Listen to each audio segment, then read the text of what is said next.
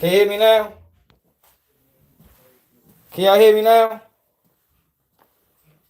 Man, YouTube always doing that dumbass shit, man. They always do. Yo, why the fuck they be doing me like that, man? Like, yo, like, come on, god damn, YouTube. It's obvious now, yo. Golly, yo. Like, y'all just, like, yo, why the fuck is my live starting off on mute? Like, for what? I'm not muted. I mean, I ain't muted at all, yo. So why is my live on mute, YouTube? Come on with the bullshit, yo. That's how you know they fucking with my channel, man. They try and keep us under a certain amount of uh views at a time. Like, yo, they just crazy, yo. Like, god damn. Let a nigga loose, man. Shit. Yo, but yo, yo, Julio, Foolio, mother trolling this shit out, them boys, man. I don't blame it though. Can't be mad at him. Definitely can't be mad at him. Niggas that killed our son. You know what I mean? That's part of the game, you know? Ain't no fun when a rabbit got the gun, yo. Can't be mad at it, yo. All you can do is respect it. JB, all niggas can do is respect it, yo. I'm even talking about them niggas homeboys, man. Them niggas better not do nothing, say nothing to that lady. Cause it's her time to shine. You know what I mean? It's her time to shine, yo. And I told y'all, man. Fucking Sean Gates right, crying. Shouldn't have did that, yo. Shouldn't have did it. Not in front of the world.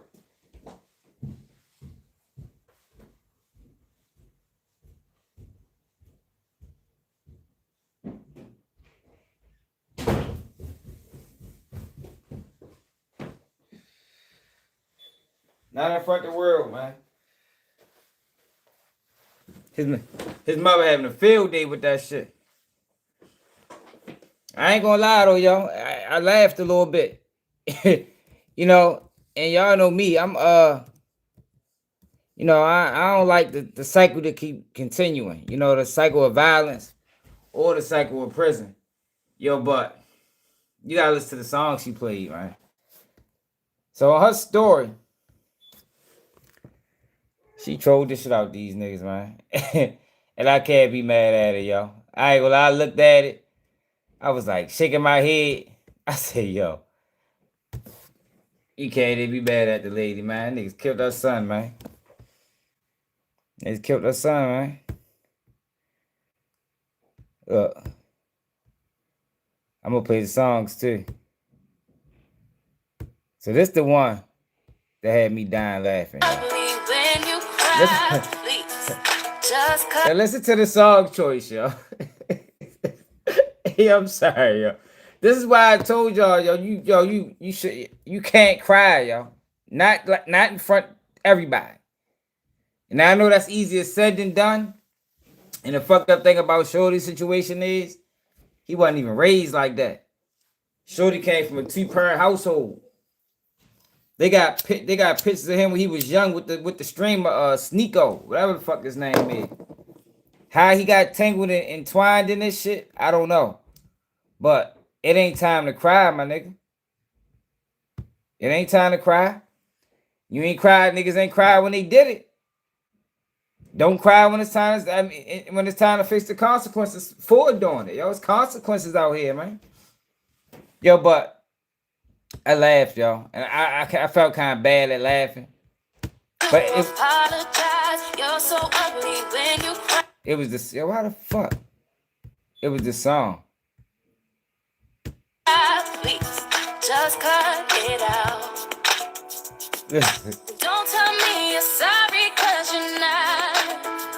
Baby, when I know you're only sorry you got caught.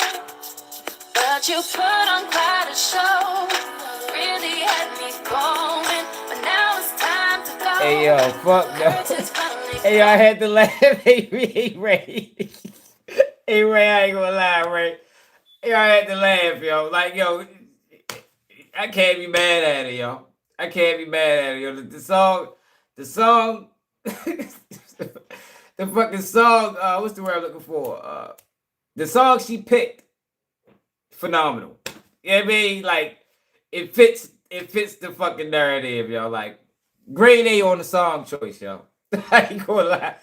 Yo, like yo, I'm sitting there looking at this shit. I watched it like 3 times. First I looked at it like, damn, shorty. But as I watched it and watched it, what's up, what's up, what's up? As I watched it and watched it some more, I had to laugh, yo. I'm running back again, yo. Yo, phenomenal. That's the word I'm looking for, man. Phenomenal song choice. When you cry, please just cut it out. Don't tell me you're sorry, cause you're not. Baby, when I know you're only sorry you got caught. Yeah, she did. But you put on quite a show. Really And the song hard. I like this song. It's time to go. Curtains finally closing. That was quite a show. Very entertaining. But it's over now. But it's over now. Go on and take the Yeah, this shit is fucking funny as a bitch, yo. I ain't gonna lie, yo. That song choice was fucking hilarious because it fits the situation perfectly. You know what I mean? Like it fits the situation perfectly. You ain't sorry, you just sorry you got caught. It was but you put on quite a show. Hell, she did wrong for that, yo. I can't stop. I'm sorry, y'all. I'm sorry, y'all. You know, this is against everything I stand for. But you can't be mad at it, y'all. They killed the son, y'all. You feel me? They killed that son. So I had to look at it from both angles. You understand what I'm saying? Because I told y'all, I sat through a victim impact statement before. That shit ain't nothing to play with. You know what I mean? When you face to face with the victim parents and shit like that, like yo, I ain't never gonna forget it. You feel me? But I would never, and that's why I said with him, yo, he wasn't never supposed to cry right there, yo. He supposed to suck them tears up like. It's not like when you young, you getting the ass whipping and you don't want to cry. So you just start, like you supposed to suck that shit up, bro. Yeah, man, you could have did whatever you wanted to do once you got to that motherfucker holding cell back that bitch. But you were never supposed to show that level of I don't want to call it. You were never supposed to show them you was weak in that moment, man. For real. But she ain't done. Check out. She ain't done at all.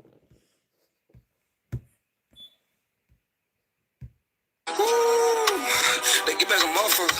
They got what going on. They get back a motherfucker. They get back a motherfucker.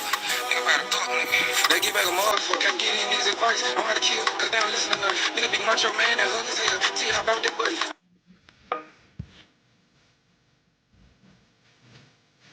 She had fun with that shit.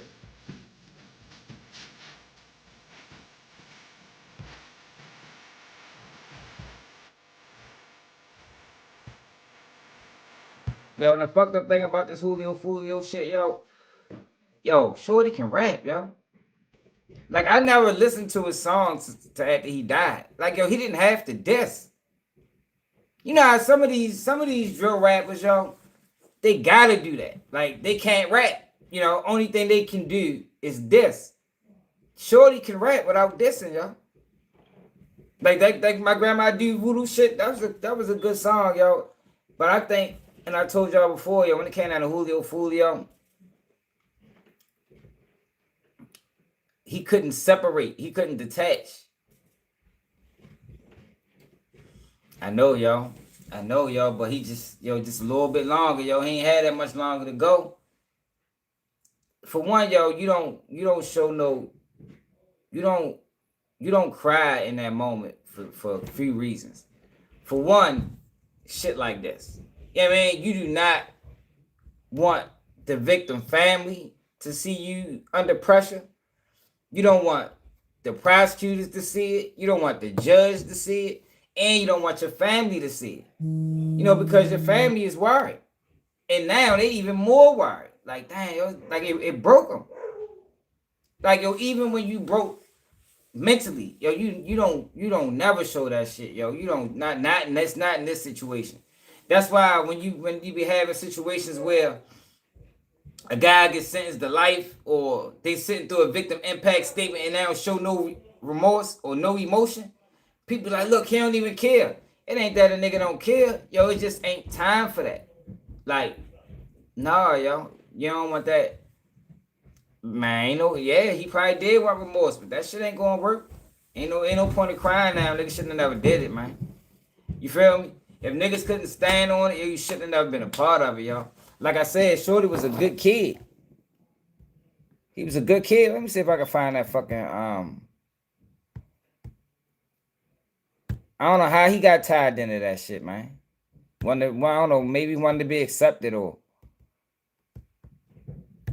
I don't know. I don't really know what it was. But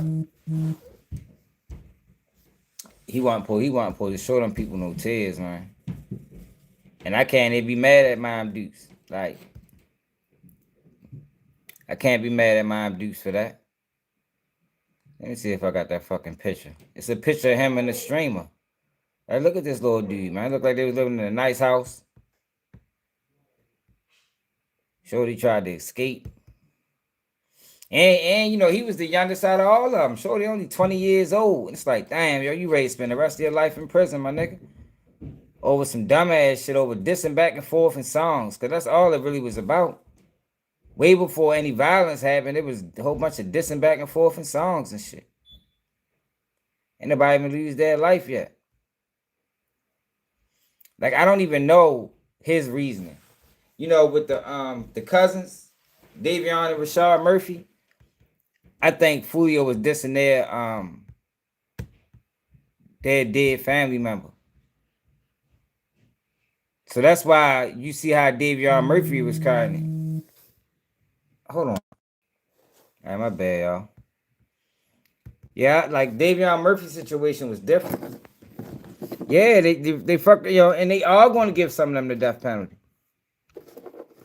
They all going to get some of them the death penalty, man. I don't know if Sean Gayfright was one of the shooters. I think he might have been. Because I think the trial said he the one that had the guns. They said he the one that had the guns. So that's probably what they used him for. They probably didn't even fuck with him like that for real. He just had, he just had the artillery.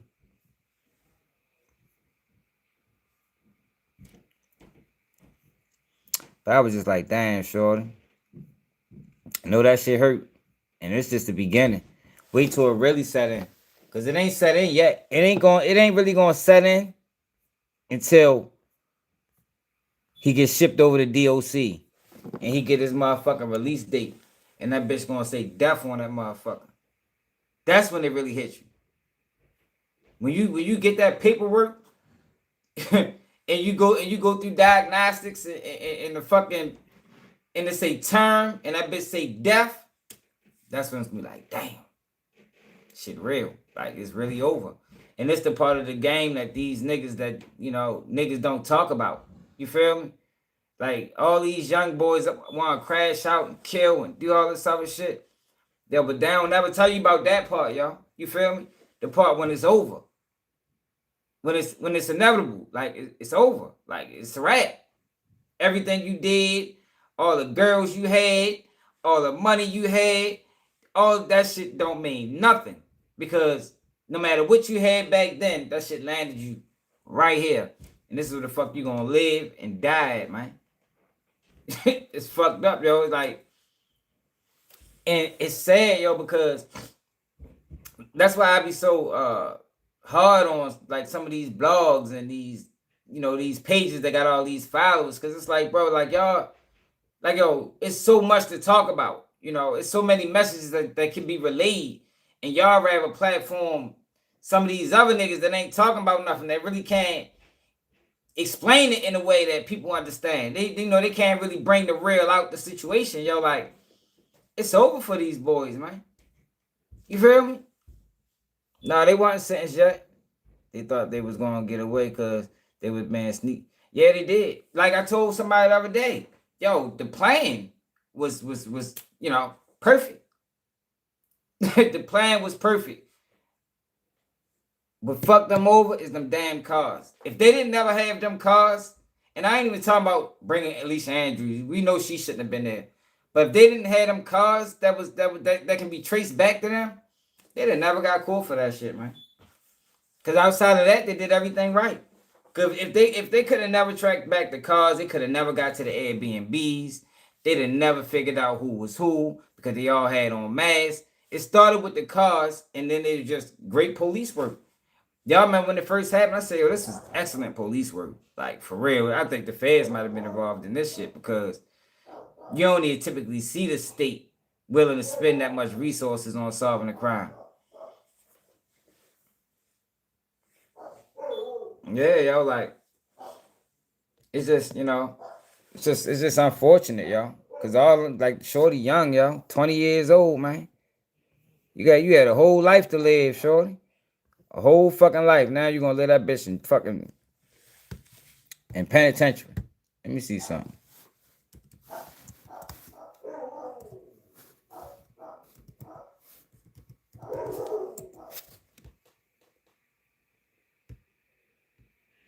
And like I said, I can't be mad. Let's see, look. Look at this. Had a nice life. He was seen in South Africa riding zip lines, even doing photographs for high school football teams. Like, yo, I don't know, like, I don't know where Shorty went wrong at, man. Look at this little nigga. South Africa? Nigga. They're using South Africa zip lining, Shorty. God damn, y'all.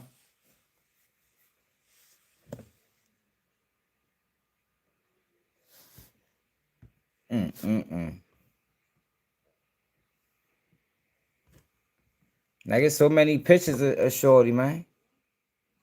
What's this?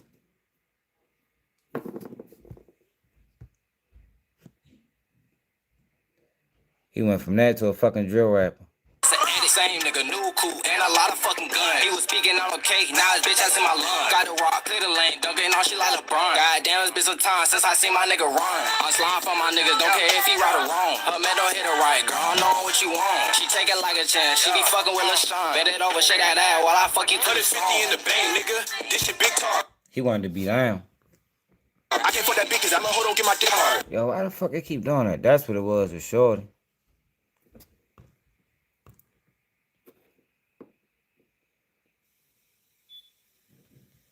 Yo, down there broke down in that bitch. Mama, please don't you cry, I'm sorry. I just thought sometime I'll be home. I know his family's fucking disappointed as a motherfucker. Look at them. They looking at him like, damn, sure, you gonna be all right. And this know who hurt the most out of this situation? Yo, parents. I told y'all, yo, when I got locked up, yo, and I was facing that time, yo, I felt so bad for my mother, though. And this the part that, yo, people will never factor in when you out here running the streets. Like, I felt so bad for my mother, yo, because I think that, and this before I caught my time, this when ain't nobody know what was going on. As far as, like, if a nigga was never coming home again. Like, I think she blamed herself. You feel me? And, yo, I got a good mother. My mother wasn't on drugs. Mind you, we grew up struggling, lights off and no food in the house and shit like that, but she did her best. You understand what I'm saying? Like, far as her kids, I was the only one that chose the street route. My motherfucking brother and my sister, they did shit the right way. So, I felt bad. And I think I told her this one time, like, man, it's not your fault, man. You feel me? She on the phone crying. You know what I mean? I'm like, man, ain't your fault. I made my own decisions. You understand? And with this situation, when you got a guy a kid, because he's still a young kid, they got a mother and a father. And you can see Man, they probably did everything. It's like, damn, where the fuck did we go wrong? I know, even though it ain't their fault, they probably questioning what the fuck they do. What could we have done different? How did we go wrong? And whole time y'all really want nothing. They probably did everything they could have done. I mean, Shorty chose his own path. Wanted to be a gangster. Where the fuck is the video where he with the Sneeko dude? How you spell that nigga name?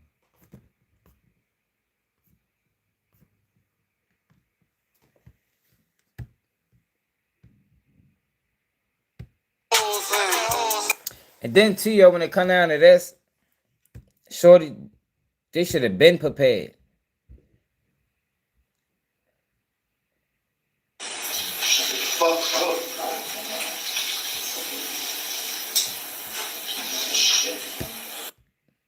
Like you always was told, yo, when I was going through my shit, they always, yo, what niggas told me is hope for the best, prepare for the worst. I don't think Shorty was prepared for the worst, man. And when it came out of this case, yo, you should have known y'all wasn't beating this, yo. Maybe Alicia Andrews gave them niggas hope, but yo, her case was totally different. I mean, they didn't have no evidence in Alicia Andrews' situation. They couldn't prove that she had any knowledge prior to the murder happening. They couldn't prove it. Y'all niggas, they got diss songs, they got text messages, they got niggas should have known, man. Niggas should have went in that bitch knowing that, yo. I mean, even though it still hit hard when it actually happened, but I think he could at least save himself. Cause this is embarrassing, yo. For the brazenness of that shooting. Like, yo, we seen the shooting, yo. Like, look at how do you go? Let's find the shooting. Like, how do you go from that to this, my nigga?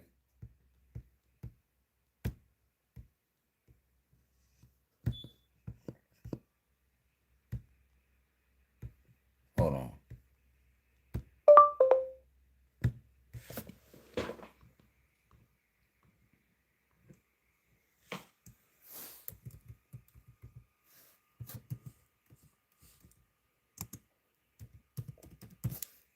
Like, yo, this shit was brazen, my nigga. Brazen.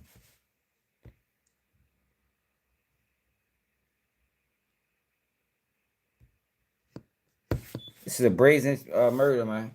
Like, there's no way you should have been crying after this. Ain't no way. Like, they're lucky the feds ain't get involved. You know, imagine being able to build an app with the your feds could have easily picked this case up. But I think this shit might have been personal. Florida probably told the feds, no, stop, we got it. I'm sure they helped with the investigation, though. Sure they did. They spent way too much money trying to get these boys. But this could have easily went federal, being as though they went across state lines. They probably ain't offering them niggas no deals. I don't think they offered them no deals, man. Only person got offered the deal was Alicia Andrews. She the only person got offered the deal. The rest of these boys, they ain't offer them no deal. Where the fuck this video at?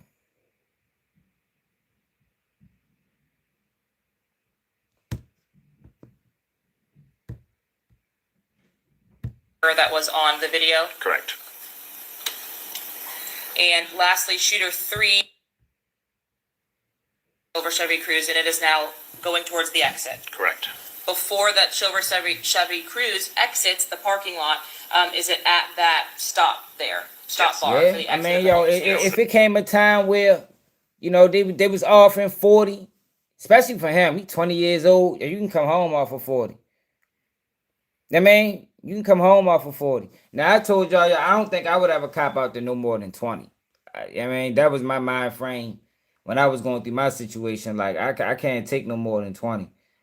You feel me? Like, I'm talking about, like, take it, like, plead guilty to it. Now, if I was sentenced to it, I was sentenced to it. But I can't cop out to that. You know, but my case was weak. You talking about a case like this where it's mountains of fucking circumstantial evidence? I might gotta adjust that. You know what I mean? You feel me? 20 might, I might gotta take the 30.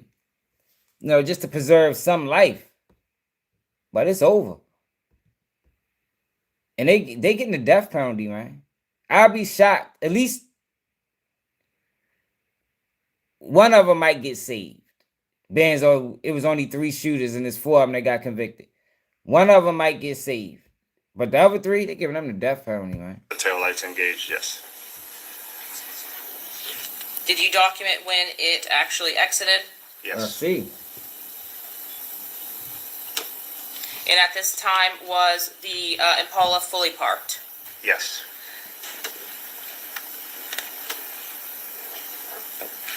I apologize. Let's start here. Now look at these. Sorry niggas. about that. Were you able to There's no way they should have been crying after this, man.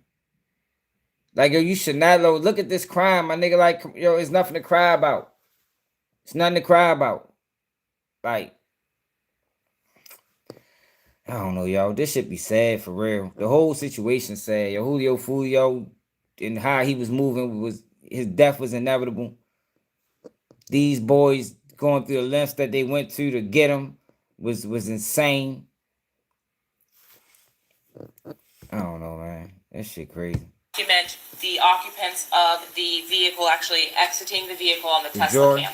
Yes. Is that at 4? They got to vote. They got to vote, and in Florida, it can be 8-4. So if they just passed that law, I think they passed that law for Melly, to be honest. But it can be an 8-4 split, and you'll still get the death penalty in Florida. 8-4, yo. That is insane. It used to have to be unanimous. 6. Correct. And the cruise departure at 4:38:05 would have just been maybe 30 or so seconds before that. Correct. The right. individual at the back of the Tesla, so the back Tesla cameras, is that what's being depicted here in 59 on the right of shooter number 3 as you previously identified?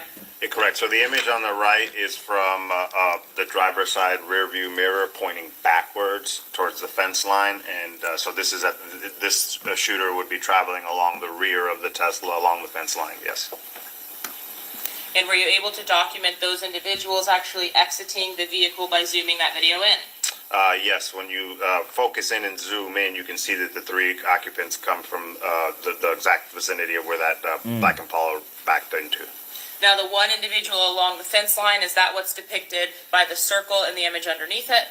Correct. Yo, So I think they'd have made out better if this was in Jacksonville. I think that would have mattered. Yo, but y'all gotta remember, this shit happened in Tampa, man. This ain't happening in Jacksonville. I think if this would have happened in Jacksonville, I don't think the police would have been as invested in making sure they solved this case. But you talking about Tampa? So how they looking at it is, we do not need Jacksonville's problems spilling over into Tampa. We don't need that. We don't need that. If this would have happened in Jacksonville where Julio Foolio did all his dirt, where it was known, they probably wouldn't even investigated that shit, They probably would have looked at it like, shit, that's one less problem we gotta worry about. But Benzo, this shit happened in Tampa. They like, man, fuck no, we gonna get their ass for this shit. You brought this bullshit into our motherfucking town, our city, our state. Well, not state, but our city. Bottom left is the circle in the top left. And the right of the screen and the individuals depicted down here. Correct. This is home to suites footage, but utilizing the Tesla images as well. Is that correct? Yes. Exactly. That's how I go, bro. Does the shooting then ultimately start after those individuals had exited the Impala and come towards where the victim was located? Yes. Is that what's here in this little clip? So Foolio had them niggas mad, man. So if we look at the top of the screen, behind the Tesla. It wasn't no surviving this. Not this day. You feel me? I think Julio Foolio ducked death so many times, it got to a point where it's like, man, fuck that. This nigga dying today. He ain't getting away this time. We bringing all the big guns out. and we're gonna get his ass. And when you got that mentality, you got to have that mentality when it come time to face the consequences too. That's why I can't respect Shorty crying. Because you had to have that mentality to have done all of this. Y'all niggas drove 2-3 hours to get this nigga, man. Like, yo, that niggas don't do that. Know what I mean? Y'all drove 2-3 hours, yo, to track this man whereabouts. Was calling people, trying to get more information, trying to get other people involved. Discreetly, though, not letting them know what's really going on. Up here, are you able to tell me if that's the individual that you referenced before as Yeah. going behind the Tesla? Yeah, so you can see in this clip the third shooter there along the fence line on the north going towards the left. Once he gets off view here, it's going to be directly in front of line of sight of the victim, and then the shooting begins. Yeah, hell And yeah. can you tell me the same about the top right of the image here and No, I the haven't. exit of the vehicle of two individuals? Yes, so the shooter number one and shooter number two, top right here in between the top of the van and the pillar, you can see them coming from the Impala and crossing the front of the Tesla headed towards the victim. Now, were you able to take still images at 4:38:57 as the shooting begins in front of the victim vehicle? Yes. And is that what's depicted here? Yes, so on the left side of the screen, we see shooter number one coming into view of this camera, starting to raise his pistol. And then on the right side of the screen, we can see I don't know what Julio Foolio was thinking. To be honest, like, Shorty was tripping. He was tripping. Like I said before, though, y'all, I actually think, sometimes when you get tired of running, yo. Not saying that he wanted to die, yo, but you get tired of everywhere you go, you got to be on high alert. Nobody can stay like that 24/7. And I think Shorty just let his guard down, man. I think he looked at it like he was out of town. He had his niggas with him. And he got comfortable. And these niggas was waiting for him. Like, same shooter now having the pistol leveled off towards the victim's vehicle, in front of the victim's vehicle, and the muzzle flash of that pistol coinciding with the first impact There wasn't strike no on getting the away from windshield this, of the victim's vehicle. Is the impact strike documented here on the black Charger in the center of the windshield? Correct. In this camera angle from 139 between no, 438. that's what the punk ass nigga, what's the con was doing. I got on his ass about that. Ratchet TV. Remember I had to get on his ass when he was pushing them false narratives on people. That was fucked up what he did in this case, man. It was blaming everybody. It's like, how the fuck you just, the girl set him up. One of Julio Foolio homeboys was cool. He follows this person on Instagram. He might have dropped the location. Like, yo, what are you doing, my nigga? Like, yo, this ain't the time for that. Like, yo, one of the worst things you can do when a person loses their life is start blaming niggas. I told you that shit happened to me before, yo. Like, let the details come out. Because everybody is angry. Everybody is emotional. And the easiest thing to do is blame. Oh, he did it. He set him up. Nah, yo, relax. Everything gonna come out. Everything gets revealed with time. Don't just start throwing names out there. Because that shit do damage.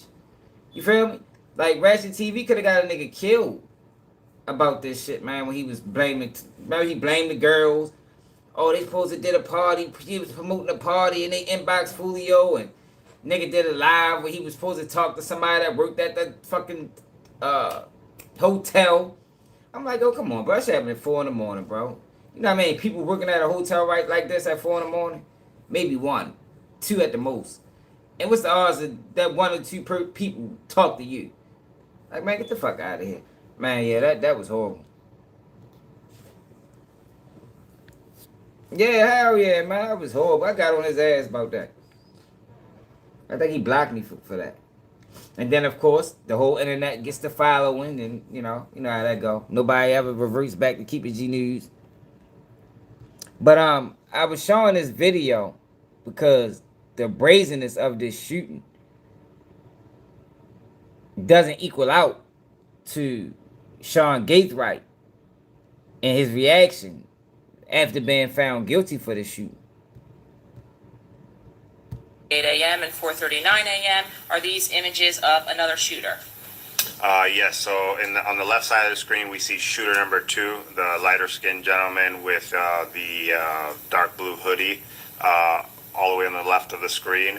And then on the right side of the screen, this image has that same shooter at the bottom left of it, and then shooter number 3 with the orange ski mask at the Look. top right, in between One, the yellow Jeep and two, that other darker colored three. SUV. You can see muzzle flash coming from his rifle. Are you able to identify shooter number 3 He almost shot him when that car spent round the bend. during or before the shooting, as well in between those two vehicles? In the image on the left, please. Yes, I'm sorry. On the image So on which the one left, is you him? can see him in the top right, in between. Was this the, Sean Gaithright right here? Is this the one they saying that was him? Or no, he was over here. Gaithright was over here. He the one that almost shot the other dude. Low SUV and a dark colored SUV, you just can't see the muzzle flash yet from his rifle. Are you able to track shooter number 2 and shooter number 3 through the video itself? Yes. And whose vehicle is this on the other side of shooter number 2 at between 438 and 439? So on the image on the left, where you can see shooter number 2 and shooter number 3 at the top there, in between them is the tail lights of the victim's black Dodge Charger as it's trying to drive away from the gunfire. And the timestamps up here have already been Can't see adjusted shit from right the here. error that was on the video. Correct. And lastly, shooter 3 at the rear of the Tesla itself, is that what we're seeing in 59? Yes. And what is happening in image number 1 on the left of 59? Shooter number 3, as he's working his way back towards the Impala, is still shooting at the victim's vehicle, and that's muzzle flash you see from his rifle. Damn. Apparently, you can go from 0 to a complete. Like, yo, do y'all remember, y'all see the video of that car, yo? Like, man, the other occupants of that vehicle is a fucking blessing for them to even be alive. For real. And he jumps the fence line to go west towards the Impala. Do you get to see the victim vehicle pass by in this frame? Yes, They ain't that's, show this video to on the the left last of the trial. image there. That's the victim's black Dodge Charger being driven by Xavier. Yeah, they ain't show Edwards, this angle on the speeding left in northbound through the parking Andrew's lot. trial. Yeah, they ain't never show this angle. Now, I don't know why I'm doing that, I apologize. Now, do you have an opportunity to also capture shooter number 2 running back or returning back to the vehicle? Yes, Is that what's depicted on this image on the left? correct. So where it's frozen right now, on the left side of the screen, we see shooter number 2 running northbound through the parking lot on the passenger side of the white van, working his way back towards the Impala. And ultimately, do you have an opportunity to see additional shots from shooter number 3 in this footage? Yes, shooter number 3 comes into a visual top left along the fence line, and you can see his muzzle flash still firing in the direction of the where the victim's Dodge Charger drove. And are you talking about at the top of the image on the left-hand side? Correct. Was that footage also captured at the back of the Tesla as we just saw? Yes. Nigga still shooting. Thank you, sorry about that. Right, then there's some kind of response by law. Julio exit the vevehicle just in front of the, Police again, the came fast. content of the floor. Yes, these 2 gentlemen had exited the victim's Charger and they ran into the Holiday Inn. Yeah, they ain't show this either. They showing new footage. They ain't show this in Alicia Andrews' trial. Walk up to the victim vehicle. All right. Yes, Check this dead out. center in the image, you can see the white T-shirt of Mr. Robert Howard. It came out of Armani's Turner's vehicle and walks towards Mr. Jones's black Charger. And this response, or at least arrival time, is 4:44 to 4:45. Correct. Does law enforcement ultimately make contact with Gino Norris and Xavier Edwards inside of the hotel itself on the 3rd floor? Yes, these 2 gentlemen had bloody- exited the victim's nigga Charger and bloody they as a ran bitch. into the Holiday Inn. nigga whole face made it all bloody. the way up to the 3rd floor where law enforcement found them. Based on the call notes that you had reviewed, was that approximately 4:48 a.m.? Correct.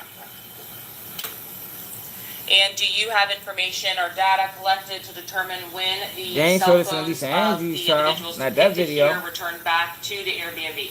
Yes. What is that? So they Isaiah Chance's and Alicia Andrews' device arrived back in the vicinity of the Airbnb. Man, they tore Julio ass up, man. You heard what Davion Murphy said, man. Just don't make him seem like a victim. Shorty said just don't make him seem like a victim. Oh shit. So what's they posted this on Instagram? What the fuck? These niggas was tripping. Image saved to favorite images. Tom Brady Super Bowl. The fuck this shit got to do with anything? Well, I might gotta watch this, y'all. I'm gonna stop pausing. Murphy and the Instagram return from Rashad Murphy. Correct. In reviewing the iCloud return for Davian Murphy at 4:56 a.m., is there a search on that device? Yes. Just after the return to the Airbnb of the other devices? Yeah, this is approximately 1 or 2 minutes after Gaithright arrives back at the What Airbnb. bitch I gotta do with this? That Mr. Davion Murphy's iCloud, or from his iCloud, we can see that he's doing an internet search for Tom Brady, Bill Belichick image. Were there images saved from Davian Murphy's device of Tom Brady and Bill Belichick? Yes. Did those images have any kind of tags on them, or were What, this these the Super Bowl or specifically something? saved with the data from the downloads from YouTube or from the internet? Yeah, so on Davion Murphy's iCloud extraction, we could just see the images that he searched on the internet and then saved to his device. They weren't yet tagged or posted to social media. And that's 4:56 a.m. Correct. By 5 o'clock a.m., is this a post from the return on Rashad Murphy's device? Yes. Instagram. Rashad Murphy's Instagram. That's crazy. At 7, let's start with his Instagram. Let's start with Rashad Murphy if we can. At 7:52 a.m. on the same date, is there a search for the victim's account? Yes. Going back to the early morning hours post, was there also a post of the same image saved to Davian Murphy's iCloud account, posted to the story of Rashad Murphy? Correct. And at what time was that? That was posted on Rashad Murphy's Instagram account at 8 to 10 a.m. Was that posted with music, or was it just a singular photo? I believe this was a part of a music video. Yes. What that or mean? What they audio. were saying, like touchdown, like they got the drop? Like is that what that means? Like is that the connection they trying to make? I think it's the celebration. They were... Okay. Oh, okay. I got you. Tom Brady went to Tampa Bay. Oh, okay.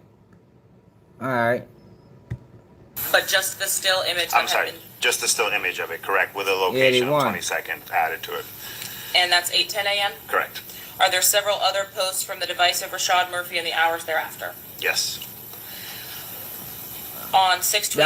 I think Young and Ace is just rapping, y'all. Similar to like when Young Thug and YSL was beefing with Wi-Fi. Young Thug was just rapping.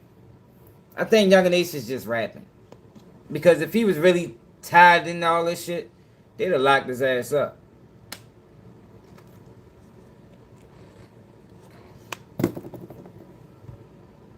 If your opponent is of Sikh, pretend to be weak, and they may grow ignorant. So there's somebody that died right here. 18 a.m. What are we seeing on the left? This is an image of a gentleman by the name of Corbin putting up middle finger. I'm talking about as far as all the back and forth. Yeah, yo, Young and Ace didn't get shot by Julio Foolio and them. See, that's what I'm saying. Like, well, when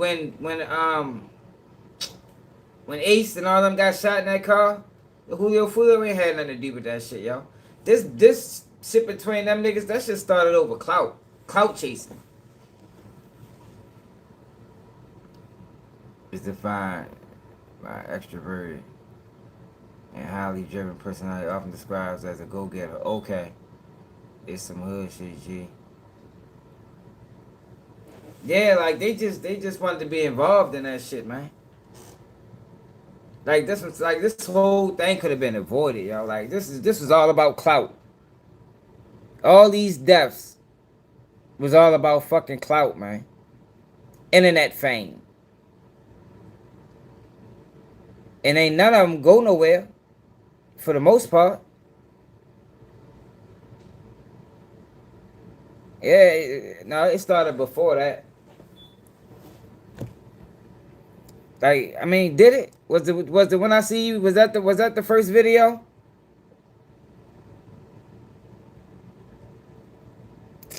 That shit was stupid, yo. All these niggas lost their life behind some dumbass shit.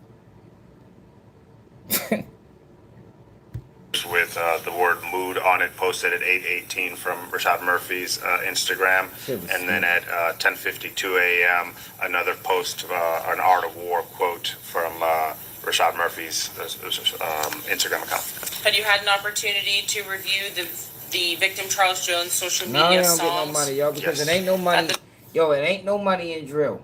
Like, that's what I've been saying for the longest time. Like, yo, drill, all drill rappers get is a little bit of internet clout before they even die or go to prison.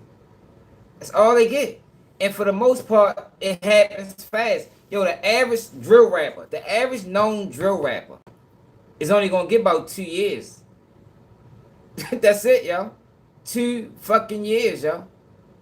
It don't never last too much longer. K-Fly, King Von, like I can go on and on for days, yo. 2 good years. And that's it. You either gonna die, get put up in a RICO, kill somebody, catch a murder case. It doesn't last, y'all. That's why I be blaming the blogs partly. You know, because the blogs are the ones that keep this machine running. Yo, the worst thing you can do for a clout chaser is give them what they're looking for. It's the worst thing you can do, man. Is give a clout chaser what they looking for, man. You supposed to ignore them niggas. That's how it used to be. Used to ignore people that clout chase. Victim made several reference to the death of Yeah. Corbin Johnson. Yes. In State's Exhibit 88C on the right, what did the Art of War quote actually indicate? If your opponent is of choleric temper, seek to irritate him. Pretend to be weak that he may grow arrogant. Nah, y'all. At 12:14 p.m. on They wanted him and the cousin wanted Foolio dead because Foolio was dissing their peoples that they just posted. Like, y'all remember Davion Murphy what he said? He said, yo, them diss songs gave my grandmother a heart attack. Y'all saying that, right? He said them diss songs gave my grandmother a heart attack, man.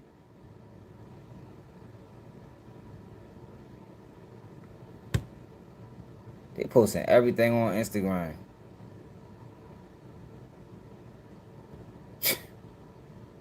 Fuck, you niggas stupid. Everything posted on Instagram.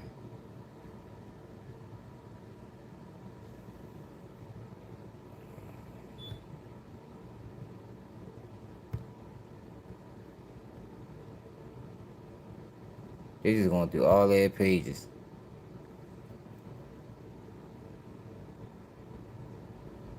Happy G-Day, Corbin. I love you. Yeah, remember what's called made that song, Where's Corbin? Says Mr. Breezy in the center of the photograph. Yes. Was Now there I do think they're gonna come down on these boys. I do think that. In the war. Showing you now 131B. What is it that we're looking at? This is a still image from J. Breezy's song Psyching Out. When was this video actually posted to YouTube? The day after the murder, June 24th. During the course of your investigation, did you have an opportunity to review these videos themselves? Yes. And does Mr. Breezy, J. Breezy, make reference to the homicide of Charles Jones? Yes, he does. Does he make reference to being physically involved or financially involved? Specifically, he uses this murder shit I sponsor. He's indicating he financially sponsors the murder. Were you able to Yeah, he, obtain and extract? One of these guys bought the Airbnb. It was either him or what's the other one? Spinner Benz. Either him or Spinner Benz bought the Airbnb. It came out in court. And what's already in evidence from YouTube as well with the certified information of the posting of these videos. Yes. Is this Mr. Breezy in the center of the photograph? Yes. Was there another individual depicted in the video with Mr. Breezy? I believe that's either WAPA or Spinner Benz, I can't tell, but one of them. And was that individual with J. Breezy for the entirety of the video? Yes. Did Rashad Murphy's Instagram account also include this J. Breezy video as well? Yeah, you Yes. lied, bro. On the day that it was posted? Correct. Yeah, he said like 3 something. Yeah. And again, the Wampa with the Tropical Grave Digger video, was that a part of the return for Rashad Murphy's Instagram account as well? Yes. From the physical device extraction for Rashad Murphy, was there a still or selfie image that was depicted on June 25th? Yes.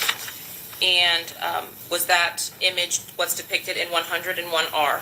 Yes, this is an image from the extraction of Rashad Murphy's physical device. Appears to be a selfie of himself. And lastly, did the rapper Young and Ace publish a song on June 28th of 2024? Game over. Did that song make specific references to the homicide in this case? Very specific. What do you mean by that? The lyrics at 5 a.m. I got the call. Who's this? The murder happened at 4:40. So he's indicating within 20 minutes he's getting the news or getting a call. 4 of them I hit.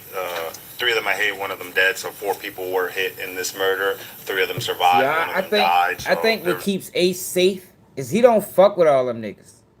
Like Shorty's circle is small. It's like 5 of them niggas. I think that's what keeps him in the clear. And he was smart enough to leave Jacksonville and not go back.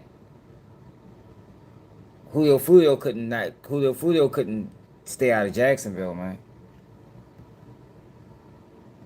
very specific lyrics to our murder. Does Young and Ace also make specific reference to the war in Jacksonville and people that have been lost? Yes. That is crazy, Six. All right, Detective. Lastly, Sticks. the call detail and timing advance records. As we've talked about your testimony here, I've talked about where the devices were. So I'm going to need you to tell me the difference between call detail records and timing advance records, if you could. Sure. So call detail. Yo, so it's a sad situation, yo. Like, I don't know.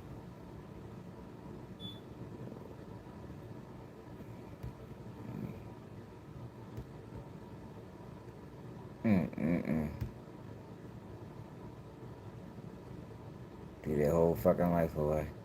You threw your life away.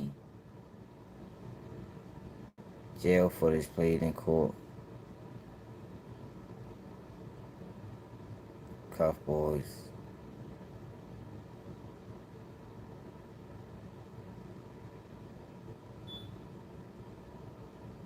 All this shit for internet clout.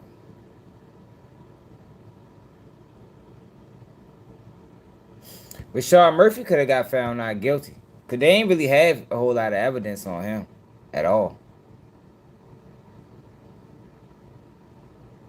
They ain't really had no evidence on y'all.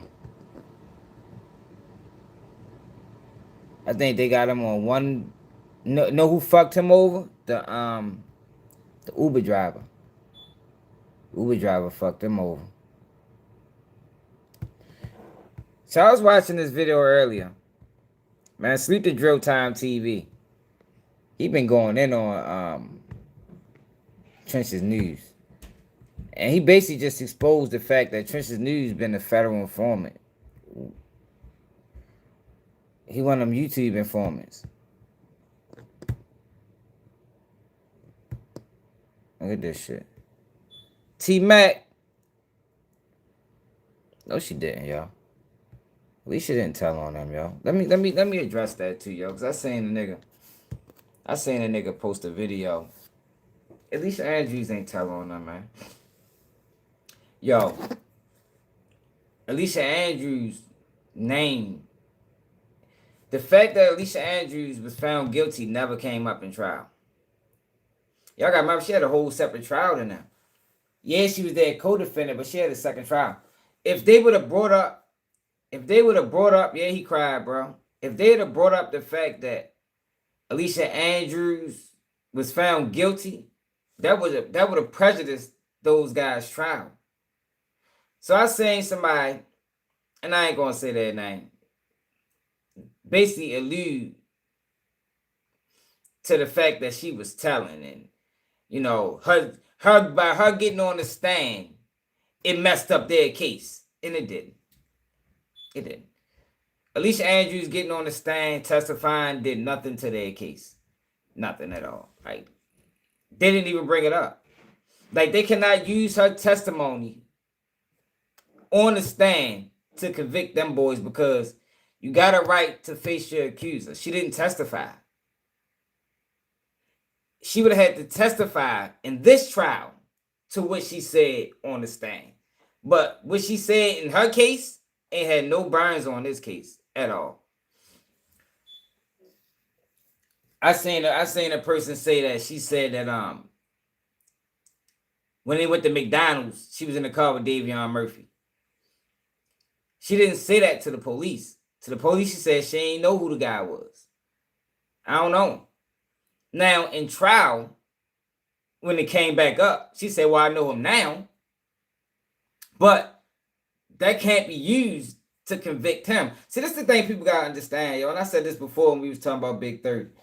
I can tell the police, if they got me in 4K committing a murder, I can tell the police in the interrogation room that it wasn't me. And stand on it. I don't give a fuck how clear the footage is. That's not me. Yo, but when I go to trial and I'm in front of a jury, I can't say that. Well, I can. Yo, but is that a substantial defense? If it's clear as day, it's me. You feel me? I can't go in front of the jury and my lawyer can't present a case saying that it's not me. We're gonna have to find another route. You know what I mean? It can be that's me, but it was self-defense. You understand what I'm saying? Like, we gotta find another route because me going in there and saying that it wasn't me, she never had to give up the phone.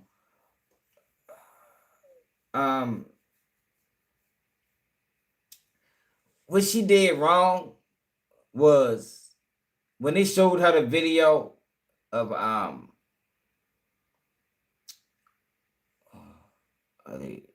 no, she already got found guilty. The state, I mean, the defense is trying to get her case overturned because they saying the judge was prejudiced.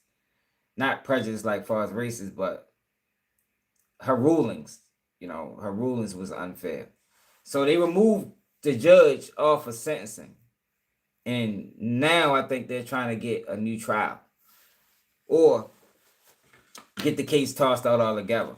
But if she get a new trial, she can no longer be charged with first-degree murder because she beat those counts. So if she was to get a new trial, she would be fighting manslaughter because that's what I think it was first degree, second degree, whatever she got found guilty with. Let me see. She'd be fighting. The wrong fucking phone. Yeah, she'd be fighting manslaughter instead of first degree murder. They can no longer charge her with first degree murder. She beat the case. But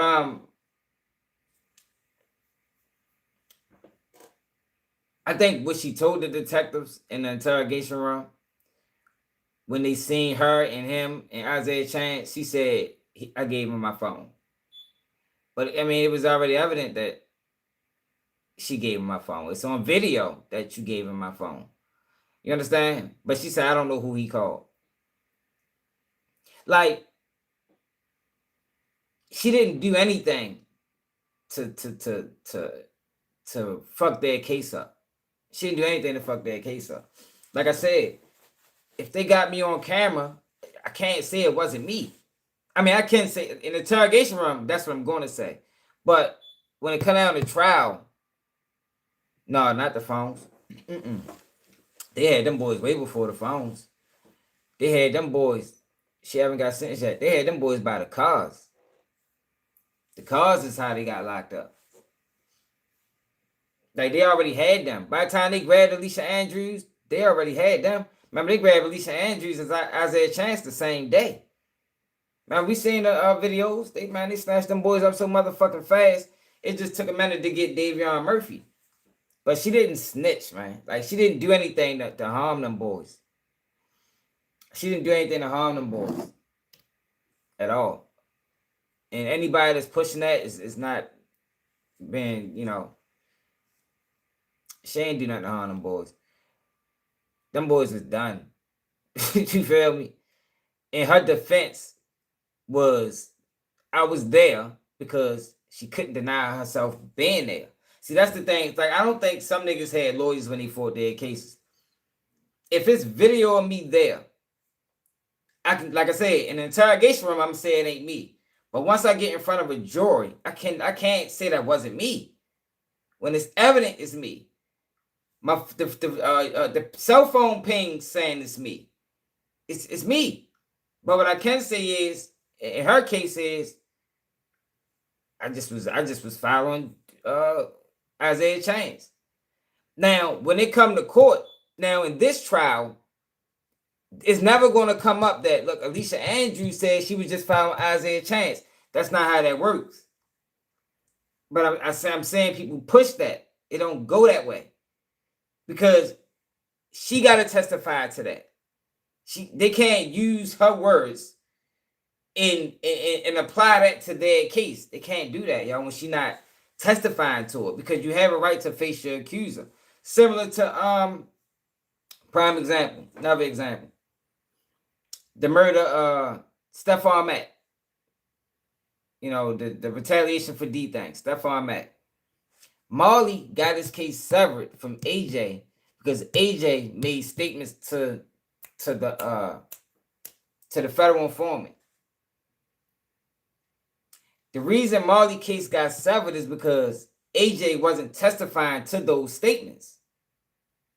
You understand? So they couldn't use the statements that AJ made to the federal informant, then have the federal informant testify to those statements to convict Marley, because it's, you know, that's like therapy. You can't do that.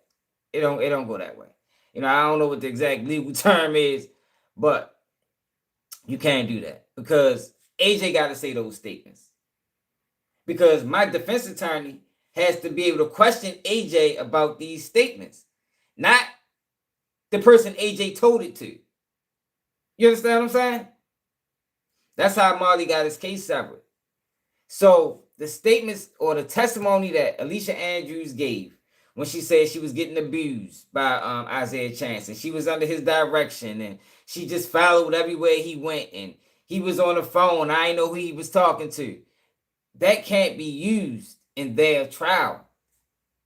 So anybody that's saying she told because she got on the stand and defended herself is wrong, yo. Again. Yeah, man. I don't think yo had a lawyer, man.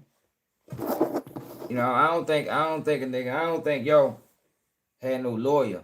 Because I don't think he understand how court proceedings work when you got an attorney. I don't think yo understand that. But yeah, she ain't fuck up their case. Nothing she did in her case fucked up their case. Like I said, they didn't even bring her case up. And they said her name several times, but they never once said that she was found guilty. They never once said when she testified on her behalf that she said, I was with Isaiah Chance and Isaiah Chance was on the phone and Isaiah Chance was calling this. They never said that. Yeah, exactly. But Trench's News, man. Man, Stupid Dro Time TV, yo. I don't know why his page growing slow, but he should have been at 100 subscribers. Did you give information on a rapper in the O-Block trial? No. The lie detector determined that was a lie. I stayed there. Run, man. Soon I heard his name in the O-Block trial when the lawyer asked, are you? Yo, I told you, I think Trench's News was brought on to YouTube to solve cases in Chicago. I really do. Like, I swear, a lot of people think that's not a thing. I truly, honestly believe that some of these YouTubers are created to solve cases. I do. I think he was one of them. But I don't think he's the only one. I think it's a lot of them. And they all seem like they came out around the same time. Investigating OTF and Lil Durk now? Like, what the fuck Lil Durk got to be an investigation? These day lawyers asking this shit. So when I heard that, I inboxed Lil Durk. Hey, run, brother. They coming. On some real shit. They thought I was lying, though. They probably thought I was Oh man, he just be blocked.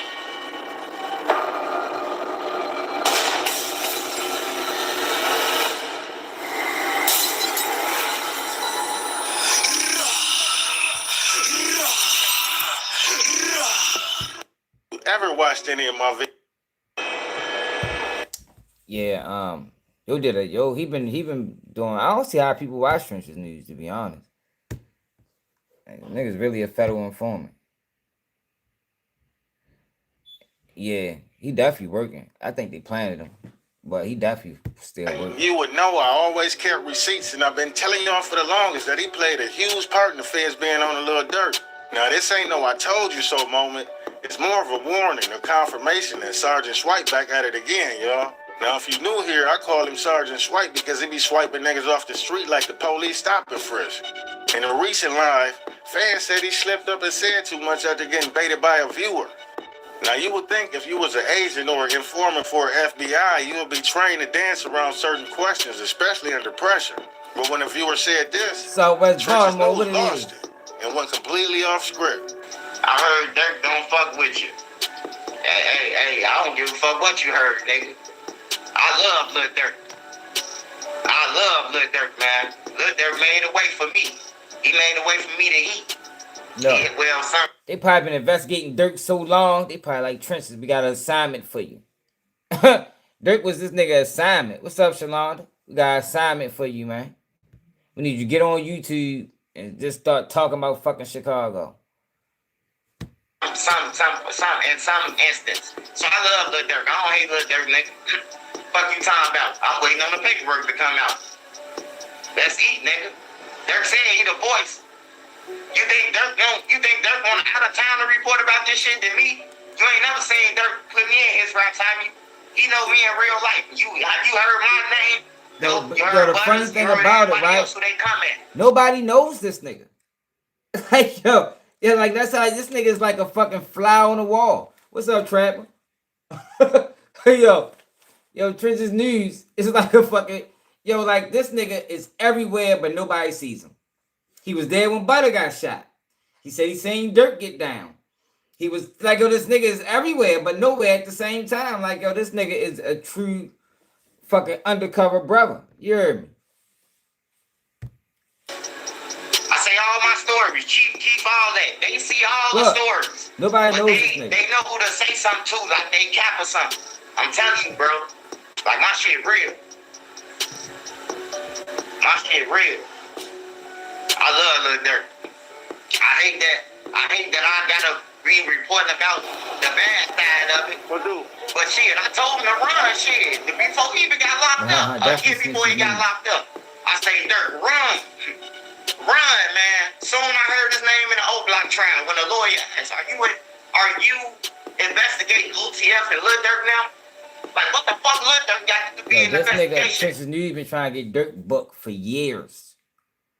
I told y'all that's how even had that's how he even crossed my path. Inbox me, Trenches News good, he was beefing with the hobos. Like, nigga, get the fuck out my DMs. Nigga, I exposed him. That nigga was mad as shit. Hit me on a fake page. He used to be over here on fake accounts. But he been trying to get Dirk booked for like at least 3 years now. At least 3 years. And I think it's all for clout. If he can attach his name to Dirk's, that's why he was so pissed that Dirk is not getting charged in that Chicago case. Because Trenches News is a part of that Chicago case. It's crazy the feds still using them. Bands of the O Block 5 raid get tossed out. I mean, O Block 6 case was getting tossed out. But they still willing to use this nigga. These day lawyers asking this shit. So when I heard that, I inboxed Lil Dirk. Hey, run, brother. They come. That's some real shit. They thought I was lying, though. They probably thought I was, oh, man, he just be blogging on some police shit. I was trying to tell them to run. It's the video. Getting paid, all right. You can go back in history and find the video on my page. I told that nigga to run. He thought I was playing.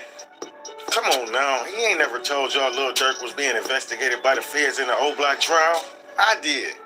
He referring to my video that YouTube sent to 100,000 people. And you see how he tried to flip the narrative to say that the lawyers told him that, when in reality, he was talking to the feds the whole time. All he ever told y'all was Teasy supposedly called D-Thing or something. I made the video off of the paperwork when he identified the hierarchy of BDs in O-Block, including Lil Durk as the leader. I know, Y'all don't JB. remember? I know. In this video, he gonna expose he wasn't never beefing with the hobos. Wiley was shown several still photographs of individuals from O-Block Parkway guards provided by the FBI agent Doyle. Wiley identified Eric Murray Jr. as E-Dog. Damn. Fuck E-Dog doing in the paperwork. Hold on, let me move it a little closer. Wiley related that he and E-Dog were once friends, but recently had a falling out. Wiley identified Dirk Banks as Lord Dirk, who supported O-Block with drugs and firearm purchases. Dirk would then receive the profits from these drug sales and reward O-Block members with jewelry and vacations. Wiley identified, he really threw Dirk in that fucking case.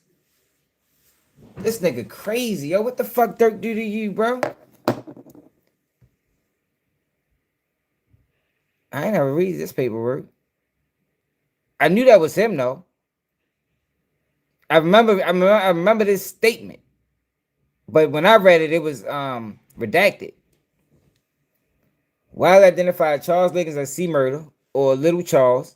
Wiley related C Murder was the original O-Block member whose brother Sherrod Liggins was killed by St. Louis gangster disciples. Wiley identified Blank as a shooter who was close to Vaughn. Marcus Smart as Muwap, who had conducted several murders on behalf of the O-Block Black disciples. Family ties to the Black disciples. He identified Trey Davis as Boss Top, who operated O-Block for Dirk. This nigga is crazy. Why you got... this nigga wildin', man. Wiley identified Blank as Blank, who was a low-level O-Block member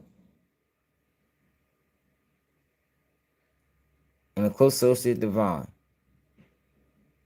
He was willing to meet with law enforcement again. You mentioned Dirk supplied O-Block with drugs and guns, and that he would take the profits from the drug sales and reward O-Block members with jewelries and vacations. I explained all this like 2 years ago before he even came out the closet with him. Now, all of a sudden, 2 years later, he telling y'all Dirk was mentioned in the O-Block trial. The same trial that he was the star witness in. And he claimed he reached out to Dirk personally because they friends and he told him that the feds was coming. Come on, man. He trying to steal my story and put his face on it like he did with Chewbacca.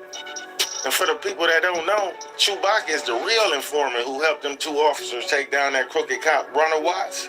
Yeah, that was him, not no damn Trenches News. That nigga stole that nigga story. THF Basil told y'all. So he tried to use that cop shit as a way to say, no, I told on the police. Whole time, your bitch ass told on everybody, nigga. Before he passed away, that this dude I just don't like how Trenches News try to act like he doing this shit for the kids. Like, stop doing that, That's disrespectful. Stop acting like you telling because you want to see a better Chicago, bro. You telling for money, like my man One and Only said. You telling for clout, and that's it. And you just because you's a bitch ass nigga, you ain't telling for no motherfucking kids, nigga. You don't give a fuck about no kids, nigga. You don't care about your own kids. Cause if you cared about your own kids, you wouldn't even be no snitch. The hater from the other side, man. Dirk don't know this man personally. Stop believing this clown. Trenches News claimed that he was saying amongst on. You could say that. You can put on a ski mask right now and say you've been at O-Block or you've been on 600. You know all this. We said this around you. I don't fucking know you. Who the fuck? People know who he is. I was from 60.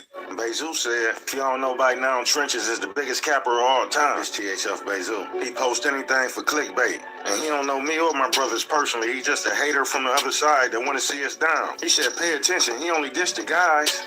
And after doing a little bit of research, Bezu was right. Swipe been throwing slick shots at them boys whole time. He been hiding under the civilian act. Once you in that lifestyle, see, this ain't nothing you can just turn on and turn off. And Duck didn't deserve that. Rest in peace. Mama Duck, hold your head, because your justice on the way. But O-Block Platoon didn't deserve that either. So while you was chatting with the feds, I hope you got justice for his family also. Now remind you, this man is civilian, but he talking about if you kill Lil Durk and Lil Reese, that's the first 48, right? You know, like the show. With King Von being gone, And with him going downtown doing his thing on the rest of them old blockians, it was one more big fish from that side that he had to reel in on his hook. I just want to tell you, Dirk, bro, like, Dirk like that too. Dirk like that too. He like that, and on the other side of the field, I did see Dirk in live action in person though, but Dirk like, quit playing. You ain't see me do nothing. You trying to swipe me off the streets, gang. you know, shout out to him for that. He do get wild. I ain't gotta explain the situation. That man got too much shit going on, bro. But just know he get wild, bro. On everything, the swipe admittedly. Yeah, Dirk, it's too late, bro, to be kicking people. Man, what? That was a lie where he got to telling little Dirk it's too late to kick people out the group and unfriend them. They on your ass. Looking back now, knowing at the time of the recording that he was an informer on the case, it looked like he was trying to get Smirk out the way, saying Dirk like that. Now, if you don't know what like that mean, I mean like King Von, and he talking about he seen Dirk in live action in person now. I don't know if they gonna snatch Dirk up, but if they snatch Dirk up, man, you gotta blame that on Tease. He said Dirk's name in the video while he was calling in front of the police while he was being recorded. He said these things now.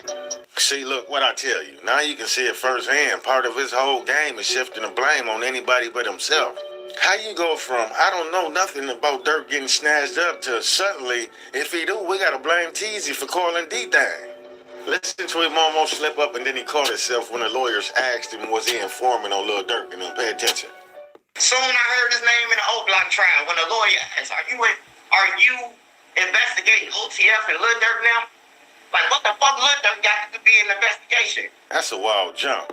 That's not clarity. That's deflection. When the lawyer asked, are you Listen to him almost slip up, and then he caught himself when the lawyers asked him, was he informing on Lil Durk, and then pay attention. Soon I heard his name in the O Block trial when the lawyer asked, are you investigating OTF and Lil Durk now? Like, what the fuck Lil Durk got to be in the investigation? That's a wild jump. That's not clarity. That's deflection. That's somebody trying to rewrite history so the heat won't land on them. Ain't y'all tired of being lied to? Pay close attention to the answer he gave upon why he took the stand in 2026. Y'all gotta pay attention to this. Listen. And do that. You got on the stand? Yeah. What happened with that? I had to admit some more shootings that I did. I had to admit. This dude, man. So let me get this straight. So it's 2026, and he telling the public the only reason he got on the stand in the old block FBG Duck case was because he had to admit to a couple shootings he committed. And did y'all catch that on my tripping? Rewind that back and let me know in the comments, because if he said that, we about to debunk that immediately. Because that's a lie. He trying to make himself look like a tough guy or something. Ain't no more tough snitches. You see what they did to Alpo? They bodied his ass in front of the police station. Trenches News, or Tails, what they called him in the hood, short for Martell, man, he was a motherfucking store runner. And this is a proven fact. Gang ain't never got active with nobody except them women he was putting his hands on. That's the only time he ever got wild. If it's anybody in Chicago who ever got blew down by Trenches News or even seen him stand on business, I'd love to hear your story. And matter of fact, I'll fuck around and hit your hand, because I know for a fact, man, dude got y'all fooled. Swipe was the type that you give a gun to after the police come and you done blew the motherfucker and he take off and run in the other direction. We call them peons. So am I missing something here? So what you called them or they called you? Like, how that shit go? Or No, Kenny Mac called me, bro, and then they called, and I called back. The feds called you? Yeah, they called, bro. That's how it happened. They called. I ain't just calling them out no motherfucker blue. I ain't even know what the fuck going on. So they try to... He did, though. Yo, did call them niggas out the blue, bro. Like, he incorporated himself in that whole situation. Involve you in the case. Yeah, at first they tried to make it seem like that. But this is shit he wrote. FBG Duck passed away at 5 p.m. on August the 4th. If you check the date on the top of this document, you'll see at 3:45 a.m. the same day, he called the FBI trying to reach out to his handler. The handler wasn't in, so he left a message. And in that message, he said that Duck had a price on his head. He claimed he knew all the players involved and he could make identifications if needed. He also mentioned that the people involved are all on YouTube and post everything they do. But the part that stand out the most is when he told the feds that FBG Duck murder might be connected to the murder of Ra-Ra. also known as Reezy from Parkway. That's extremely important information. What's up, kid? Shout out Loyalty and Patril for getting this Foolio for Ra-Ra's murder. She provided me with over 500 pages of your boy telling on different organizations in Chicago. Damn. And y'all already know I'm on his neck like Thanks, a button kid. up. So yeah, he knew FBG Duck murder wasn't connected to the 2010 homicide of Ra-Ra from Parkway. He only brought that case up because he already cooperated on that one too. Now look at what the statement actually say. Wiley told investigators that on August 25th, 2010, Ra-Ra brother Tolbert bumped into a girl at a redacted restaurant. And then a fight broke out between Tolbert and Washington, who Wiley assumed was the girl's boyfriend. Wiley said Ill Will had a handgun during the argument, and he told him not to shoot through the floor window of the apartment. Wiley also said that Williams told Ill Will to calm down. Damn, Because they saying every goddamn thing. They don't leave nothing to the imagination. Jeez. Yo, wow, yo, there's some wild ass dudes out here in this it was world. all BDs. Then Wiley claimed that Ill Will fired Look, first, shooting to Wiley stated. Wiley stated. Wiley stated. Hold up. 1, 2, 3, 4, 5, 6, 7, 8, 9. That nigga made 9 claims. The fuck? That nigga crazy. Wiley motherfucker. He need to change his name to Wiley Stated. Fuck Trench's News. He need to be Wiley Stated. Fuck that.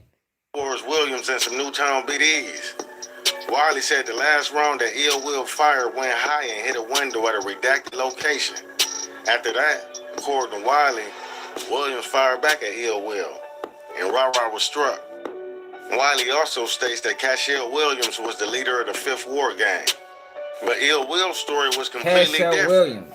Ill Will Cashiel Williams is the other guy that was shot with FBG Duck. Right? AJB. No, where Alvin at? I think Cashiel Williams was the other guy that was shot with FBG Duck. He also states that Cashiel Williams was the leader of the Fifth War gang. But Ill Will's story was completely different. Ill Will said Cash fired first and started running towards him and Ra-Ra. He said he got the guns from Tails, the Newtown BD, also known as Trench's News. Ill Will said he fired a warning shot in the air to break up the crowd, then handed the gun back to Trench's News. Ra-Ra ran towards his house and collapsed. Trench's News ran one way, and Ill Will and the others ran in the opposite direction as the police arrived. In the end, investigators determined that the bullet from Ill Will gun ricocheted and killed Ra-Ra. As you can see, Ill Will and Cash both served time. But you know who didn't serve any time? Even after holding a murder weapon and running away with it? Trench's News. This is I mean, y'all can 2005. pause this and read it for yourself. I got everything highlighted for you. It's crazy how one person could be tied in all this bullshit. This man really had us believing he done robbed more former That nigga crime been telling for bosses than 21 Pooh years. Shiesty. Had the whole internet fooled on some straight make-believe shit. Swipe, you broke my heart, gang. I really thought you was like that, my boy. But once this O-Block trial came about, everything that was done in the dark came to light. You was an informant when you touched down on YouTube. Hell, you've been one for over 20 years. Ain't no telling how many people you done took away from their family so you can feed yours, Damn. as you say. Yeah, And that's not scumbag. something you should want to do for a living, because that's not a legacy, that's not a badge of honor, that's a bunch of bullshit. Kids, stay out the streets and stay in school. Or one day this could be you. And why this snitch online telling y'all everybody snitching, woo woo woo, la la la, OTF, Jim, Vonnie, whoever? Just remember this video of him snitching on Lil Durk in this O-Block trial is real. The paperwork don't lie. And listen to the words these people are saying and hold them accountable. It's 2026, y'all. When we gonna stop picking and choosing? Damn. No, Cashiel Williams was the dude that got hit. Right here. Here you go, right here. He got hit with Duck. I think he might have just been in the line. I don't know if they was there together. That nigga Trench's News a dirtbag, yo. That man been snitched for 20 fucking years. Yo, a veteran. That's a fucking vet. Hey, I want to talk about, yo, is y'all anybody familiar with Big Sight? I know if you're from DMV, you is. Shorty is crashing out, man. Crashing out big time.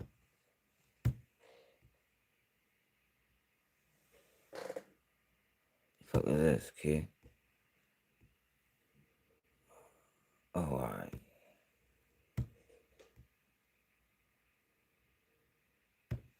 Fucking Aunt Glizzy, man. Aunt Glizzy got Shorty going out sad, man. I'm broke and Snip. I can't take no more. I don't even know my muffin so Now, bad. I was gonna come to his defense, right? Cause I was talking to my man about it. He like, man, I think that nigga told. I'm like, he like, yo, before you come to his defense, yo, I would, cause I don't really know. I don't really watch Barber Son TV, so I ain't really familiar with, everything they got going on. But I ran across this video the other day, and I was just like, damn, yo, letting the internet fuck him over like that. Yo, this is a prime example of how can I explain this shit? When you give the internet too much power over you. Now, Big Sight was a replicable nigga in DC. Federal prisons, state prisons. But the internet is a different game. You can't fight this internet. Hand what it do? And he got into it with Aunt Glizzy, who's a fucking probably the number one troll on the internet. He can't do shit with me. So he stayed clear of keeping G News ever since we had our little, our little back and forth. But outside of me, he been giving niggas the blues on the internet. So you got Big Sight, who's certified in DC. At least he was during his era. And I think he a couple years younger than me. Beefing with Aunt Glizzy, who is the number one clout chaser in the DMV area. By far. You know what I mean? By far. And he weaponizing his platform to publicly humiliate Big Sight. And this is one of them situations where if this was some street shit, I think Big Sight would know how to handle this situation. But Benzo, he can't handle it streetwise. He losing it. And it ain't even really so much so about Aunt Glizzy. It started over a female. But what Aunt Glizzy is doing is reporting on every single issue that he has in general. From the girl to the him being arrested to like it's just bad, yo. And Shorty he don't know what to do. But like I said, I ain't want to go too hard on Aunt Glizzy because I don't know if he told or not. Because I ain't really that versed on your situation. But this video right here caught my eyes, yo, to see a nigga that was a certified gangster in DC crashing like this over some internet shit. Well, it's not internet shit. It's real. But it's being broadcasted over the internet. And I think this is what a lot of people forget. A lot of bloggers forget. And this is what I be having a problem with. A lot of us bloggers, we cover these stories. And it's like, y'all know the ones. Like you cover these stories, but it's like, yo, it's just a story to you. It's just a story to me. Yo, but this is somebody real life. And I think a lot of these bloggers never factors that in. You feel me? Like, it's all fun and games. We all on the internet. We try and make money. We doing what we doing. Yo, but you also got to remember, this is people's real life. Like, the big 30 shit. That's why I was so mad. Cause it's like, yo, you basically putting rat allegations on this nigga, bro. And he ain't told on nobody. And it's easy to do from your computer, yo, but these people got to stand on this. Like Vonnie. Now, I don't know, Vonnie could be a rat, but we don't know.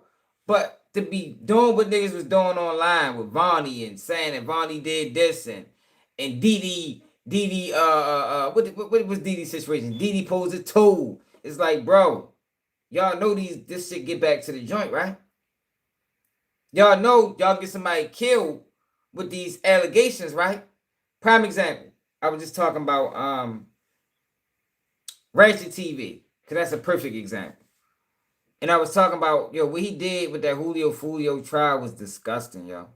When he brought them girls on his platform and blamed them girls for setting up Julio Foolio.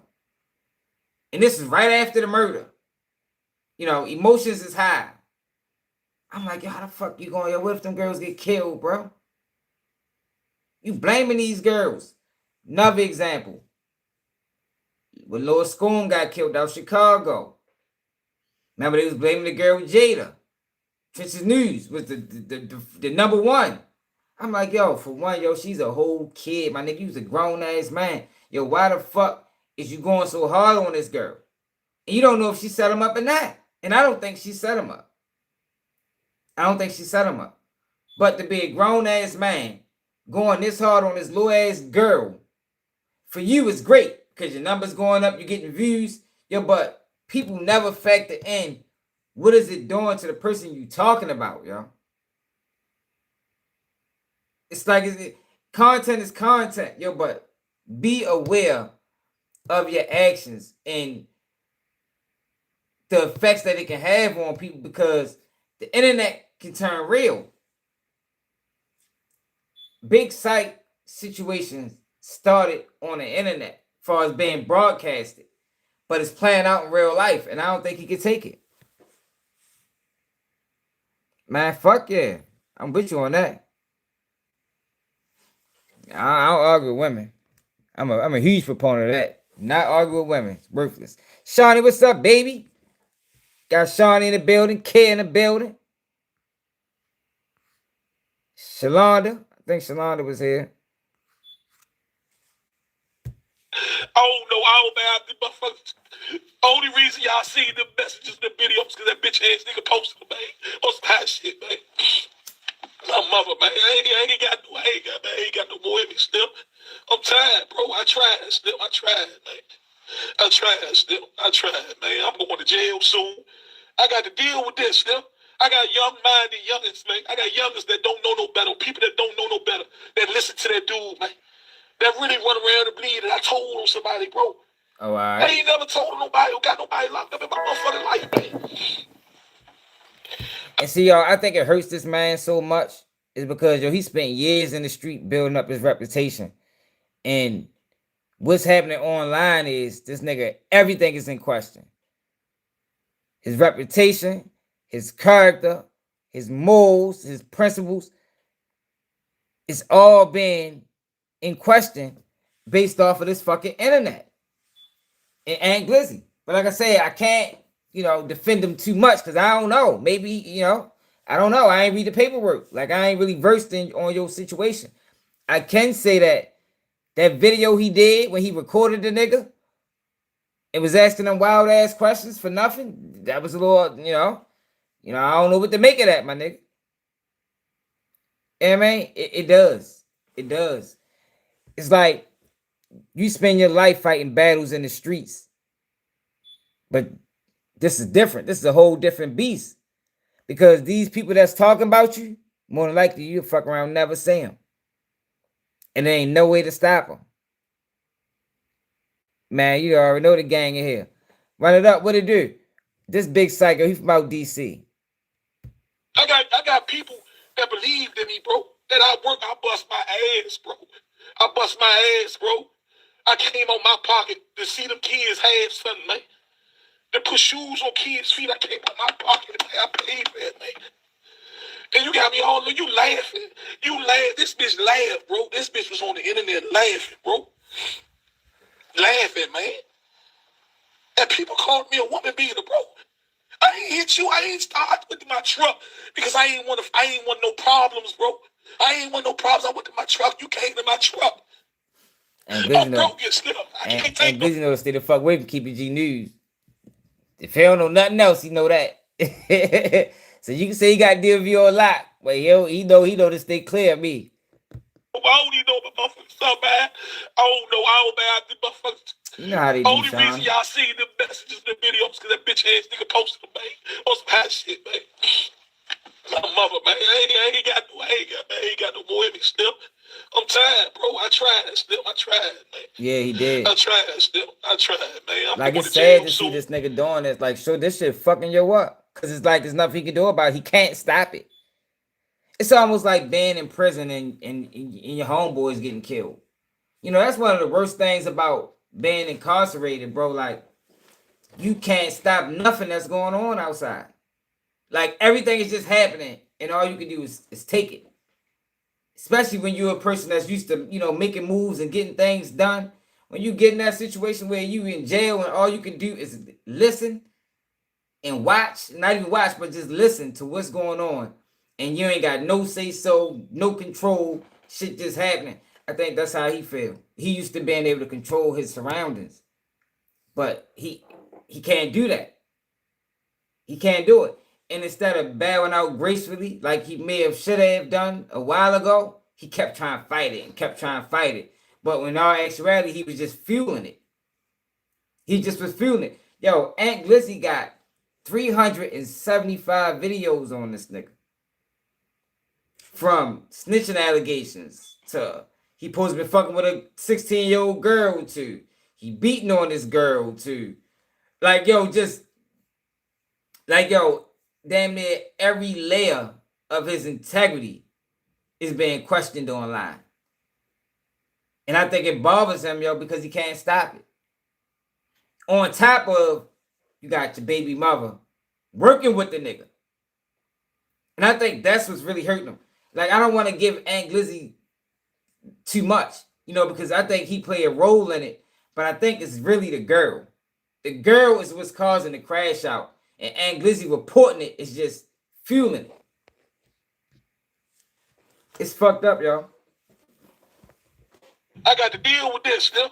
I got young-minded youngins, man. I got youngins that don't know no better. People that don't know no better. That listen to that dude, man. Right. That really run around and bleed. And I told somebody, bro. I ain't never told nobody who got nobody like my motherfucking life, man. I got people that believed in me, bro. That I bust my ass, bro. I bust my ass, bro. I came on my pocket to see them kids have something, man. To put shoes on kids' feet, I came on my pocket, man. I paid for that, man. And you got me all, you laughing. You laugh. This bitch laughed, bro. This bitch was on the internet laughing, bro. Laughing, man. And people called me a woman beater, bro. I ain't hit you. I ain't started with my truck because I ain't want no problems, bro. I ain't want no problems. I went to my truck. You came to my truck. I'm broken still. I can't take no. I don't even know my motherfuckers so bad. I don't bad the motherfuckers. Only reason y'all see the messages and the videos because that bitch ass nigga posted them, man. On some hot shit, man. All right, so if you type in Big Psych,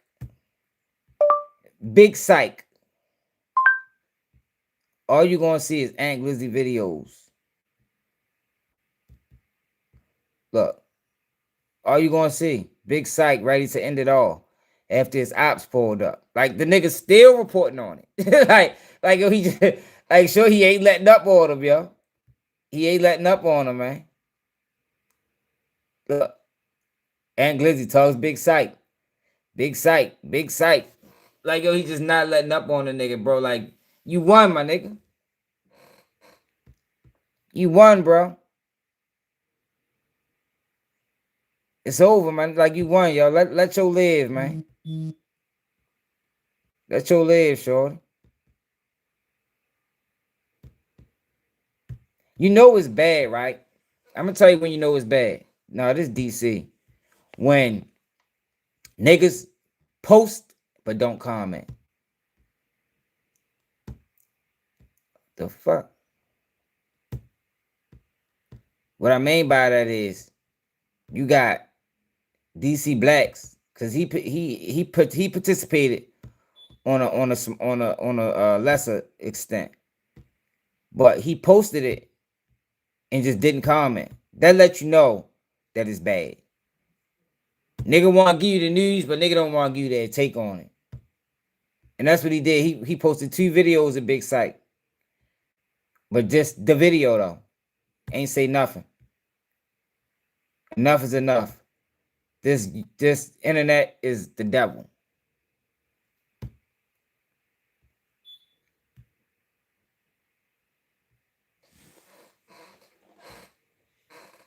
Whole motherfucking internet following me.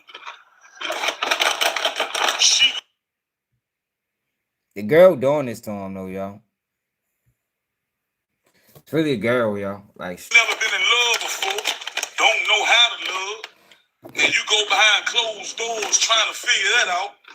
But I'm coming behind closed doors with the whole motherfucking internet following me. She go to work, she go around her friends, they talking about, did you see this site on the internet?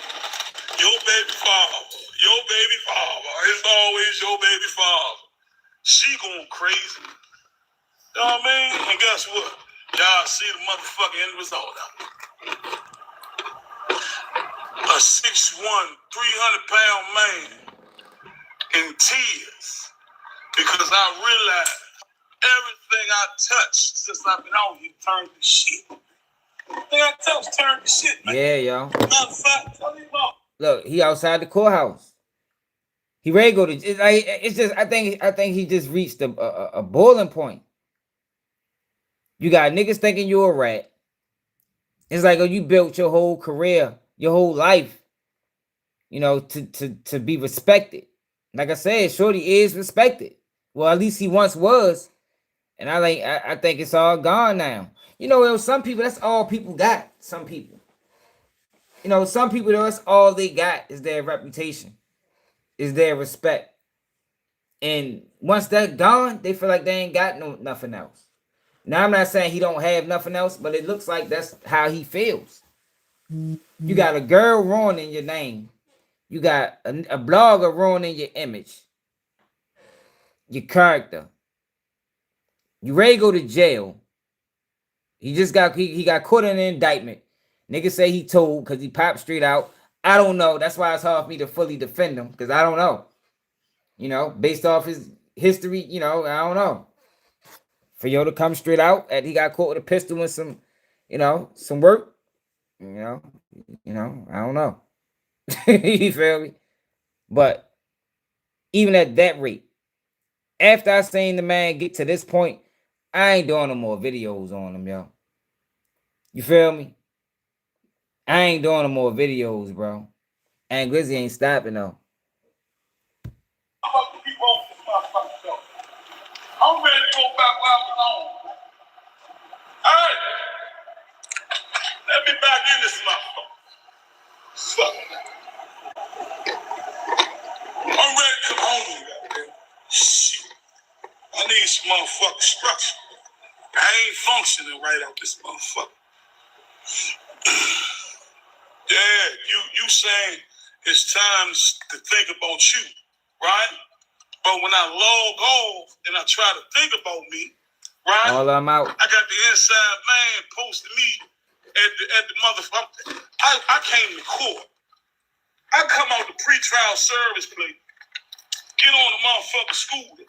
They talking about I'm coming out of 555 for snitching. How am I gonna work on me like this? How can you be successful with working on you? And you got a motherfucker that's waiting for the inside man to get him a motherfucking video, and he alters that motherfucker or twist it a little bit, put a little spin on that jump, and hit you in the head with that motherfucker. You know what I mean? I ain't want to be a part of this shit. Go ask Eon.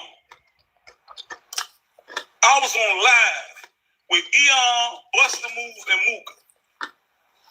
They was talking shit about that man.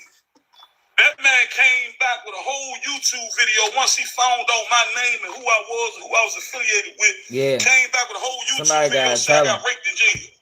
Like I said, he thought he was stopping it, but he was fueling it. Now it got to a point where that shit just fucking damn well-oiled machine. That bitch moving on its own. You can't fight the internet, my nigga. You can't fight the internet, bro. You know, but it's another angle too. You know, Psych was a bully. You know what I mean? Psych was a bully, yo. And it's like, this could be karma. This could be karma, yo. Like, it's a number of ways to really look at this shit. You know what I mean? I don't know. I still don't like this, though, yo. Like, come on, shorty. Tighten up, my nigga. Tighten up, bro. Come on, man. That's how it started. Go to YouTube, man. Hey, go to YouTube. Go to YouTube. That's how all this shit started for something. I'm talking about in the I street. didn't want to be on no motherfucking internet. I'm saying I wanted to be on there just to tell my story.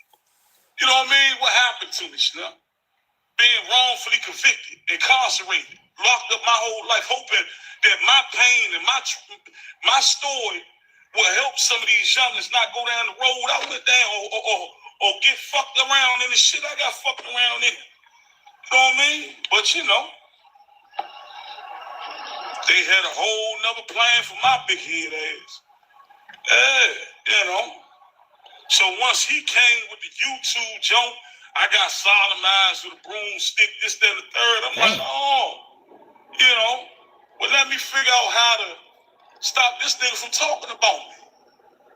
That's how I got caught up in this shit. I ain't never want to be no motherfucking internet clown, man, or part of no circus. You ask anybody about Psych, man. You ask anybody about Psych. I ain't never been a part of no circus. But now I am. I'm a motherfucking circus act, goddamn. You ready? Shit. And y'all love it. Y'all love it, man. Y'all love it, because guess what? You got motherfuckers that never been locked up before. Don't know no laws. Telling y'all laws and what's happening, what's not. When I was younger, it's dudes that supposed to be a part of the code or stand on law. And guess what, Slim? They couldn't wait to hear some shit like that. And they take it and spread it, and you be like, damn, Slim. You know, but yeah. And I think that's what it is, yo. He similar to like when Meek Mills was going up against Drake. Yo, the internet is its own entity. You can't fight this shit, bro. And I think this is just a fight he can't win. And I don't think he know how to handle that. You know, when you used to bullying niggas and having your way, you know, on some street shit, it's like now he don't know what to do. He don't know what to do. He used to the old ways, and the old ways is gone and ain't coming back, my nigga. You shouldn't have never engaged with that nigga. Should never engage with him. What it is, man, it just hit on a whole nother level. I'm like, yeah, okay, a nigga talking about me. It is what it is, man. You know, in real life, I can fight, man. You know what I mean? In real life, I ain't no sucker. You know what I mean? I go behind the wall. Ain't no guns in there. Ain't no guns in here.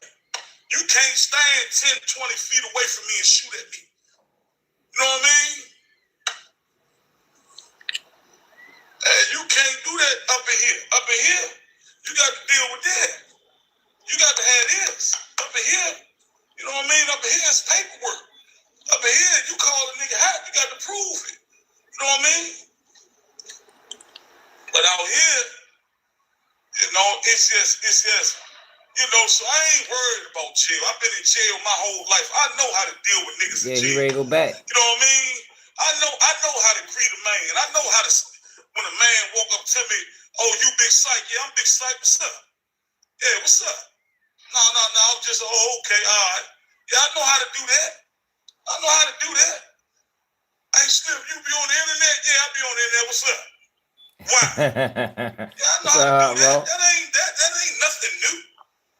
That's monkey. That's shit that I prayed that I ain't never had to do again. That shit, when I walked out of it, I want to finally give myself a chance to be human. I get shot 2 days later. 2 days later, I watch people that I've known since I was a kid dying. Hey, everybody watching this. I said, oh, okay. Mm-hmm. This is the biggest thing on the internet at midnight. I'm coming from UPO with He gonna have that bitch at 12 in the fucking morning, yo. At 12 in the morning, bro, you went to the fucking police station and went live, bro.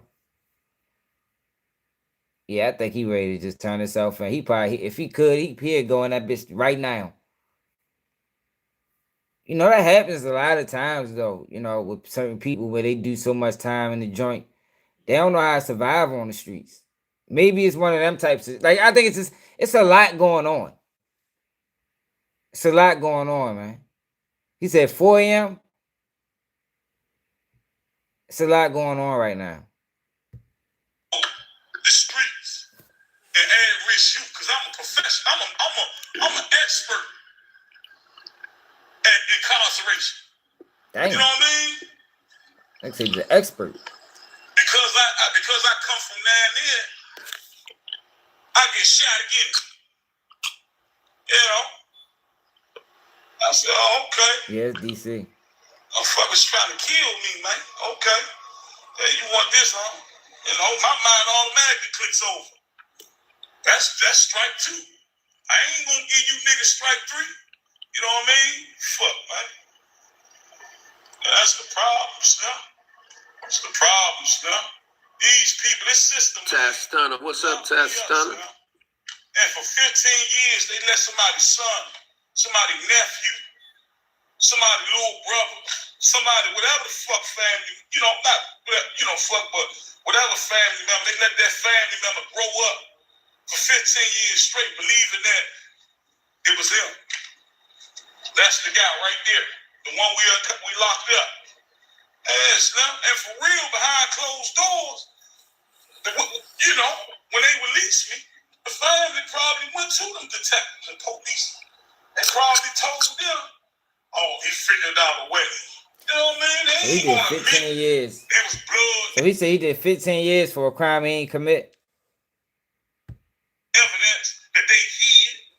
They ain't gonna admit that. They ain't gonna break it down like they know, you know. There was blood DNA. We kind of hid it from his lawyer.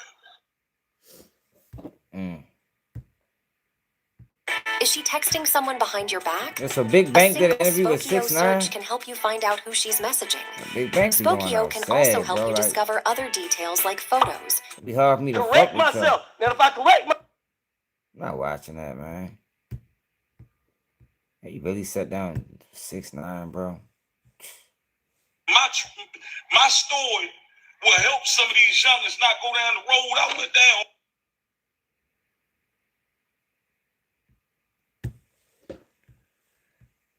So it's a part 2 to this. This shit's sad, y'all. Like, god damn, y'all. How you let that shit get you like that, bro? Golly, y'all. You ain't got nobody. Damn. Internet is serious motherfucker, man. God damn, they got a grown man on this bitch crying. Yo ready to go to jail, man. Like, literally. Ready to go to jail, bro.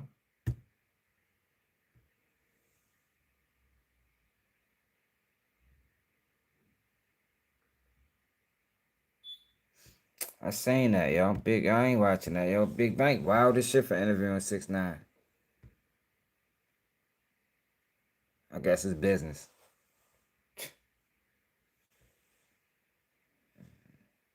Actually, understand. They gonna tell him that. They gonna tell him he found a way to work the system. You know, and that's what them people probably still believe it to this day. Fuck, man. You know. Then the hat bone. Slim, that hat bone. Bro, Bad Psych probably not. Slim. He's probably not too intelligent. Far as like, I think he spent a lot of his time in prison. Now I don't know what he was doing in there. He might not have been, feeding his mind. Because you're right, Kill. Like, stop recording everything for clicks and views. I think from the outside, it just looked like the problems in his mind is like the problems started at the internet. So this is where I'm gonna take it to. You know what I mean? The problem started on the internet. So, but no, yeah, but this is not. I don't know. I'm gonna keep watching. Last Slim, I dragged my baby mama, but guess what, Slim? Y'all, that internet fuck with us, Slim. You know what I mean? And because I couldn't detach myself, because people wanted to keep bringing me in because of all sight of good bees. Sight of good bees. Man, Slim, do you know how many fake pages write her on a daily basis?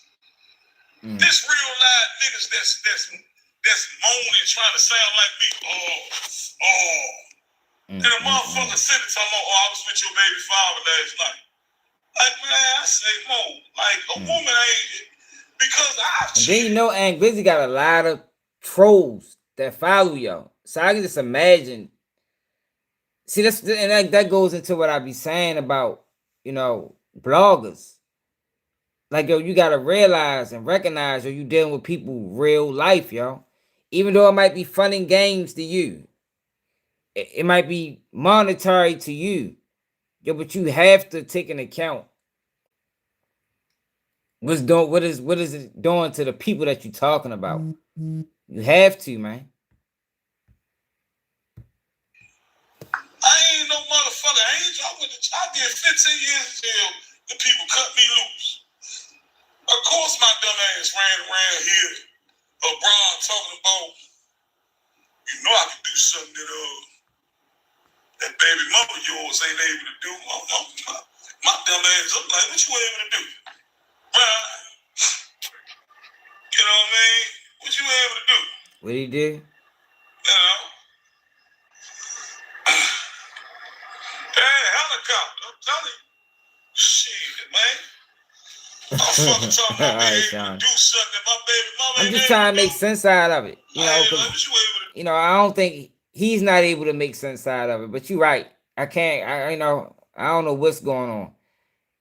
I know he need to get off the internet and figure shit out.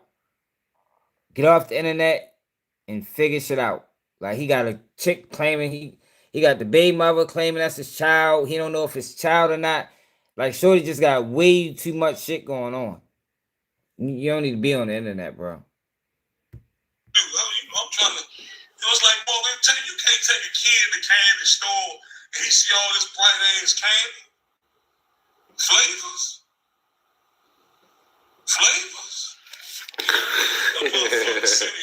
Motherfuckers showing you videos and you in your head like, damn.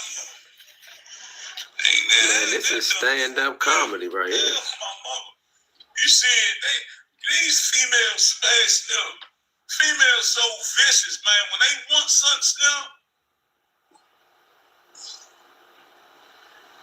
man. And then as soon as you roll up, as soon as you dip in that motherfucking joint, next thing you know, when you go back home, they done caught feelings. And now they wanna leak. They like ties with holes in them. Snaptacular, what's up, bro? I don't know, John. He might be. And she fed up. But she don't want to let you go because she love you. You know what I mean? She don't want to let you go because she love you. Man, I'm saying I ain't insane, but you know, it's just, you know, I'm living in my truth, man. My truth is, them people should have never just opened that motherfucking door and sent me into this world. And then as soon as I stepped out here, mind you, I only been home 3 years, y'all. Dang. I only been home 3 years. Dang. How long I been on the internet? Do a lot of y'all know? You know. Yo, so and I asked my man that shit too. So he came straight home. So all right, now it makes sense. That nigga came straight home for 15 years and got embroiled in a fucking internet beef with Aunt Glizzy. Yeah, he fucked up. Yo should have been backed out of that shit. He probably fell victim to clout too, though. At first he probably enjoyed the the spotlight being on him. Damn. That ain't the internet, man. I'm saying it is the internet, but it ain't something that's the. I'm saying it's everything. It's everything. Along with the fact that I ain't mentally there. You know what I mean? Like, come on, still. You know, I've been locked up my whole life, man. I ain't mentally there to be constantly talked about, constantly to be. I ain't mentally there. I ain't mentally there for people to take pictures of this and that and mentally there. You know, I ain't mentally there for y'all to constantly fake pages and shit to niggas to fake moan and act like they having sex or getting head and send it to my son mother. I ain't mentally there. And that's the result of it. Fuck, what you want me to do? I'm here. Y'all won't let me go. This is a crime. This the biggest crime I got for you. Look, let me go, Snip. Stop giving that man attention with my name on it. When a motherfucker post something about me or say something about me, say stop, man. That man is going crazy, man. The man been locked up his whole life, man. The man just did 15 years incarcerated. Stop talking about him. Go find a rapper or somebody that ain't been through the motherfucking mental torment I've been through. Go find one of them to bid off of, man. Cause I'ma do shit. Y'all don't know people like cars, man. They give you warning signs before they break down. Hey, come on, man. I'ma do shit. I'ma do shit that abnormal or abnormal. Like I said, I don't really know all the backstory. I just, you know, I did like a brief little, guess an investigation on the situation, but I don't know. I know that nigga got at least 200 videos on this nigga. I know now he been reporting on him ever since the nigga stepped foot out the jail. I know it been a lot of scandalous and salacious accusations. All right. But I don't know if it's all true or not. I don't know. Y'all don't see it as a motherfucker break it down, a motherfucker fed up. Y'all see it as the beat.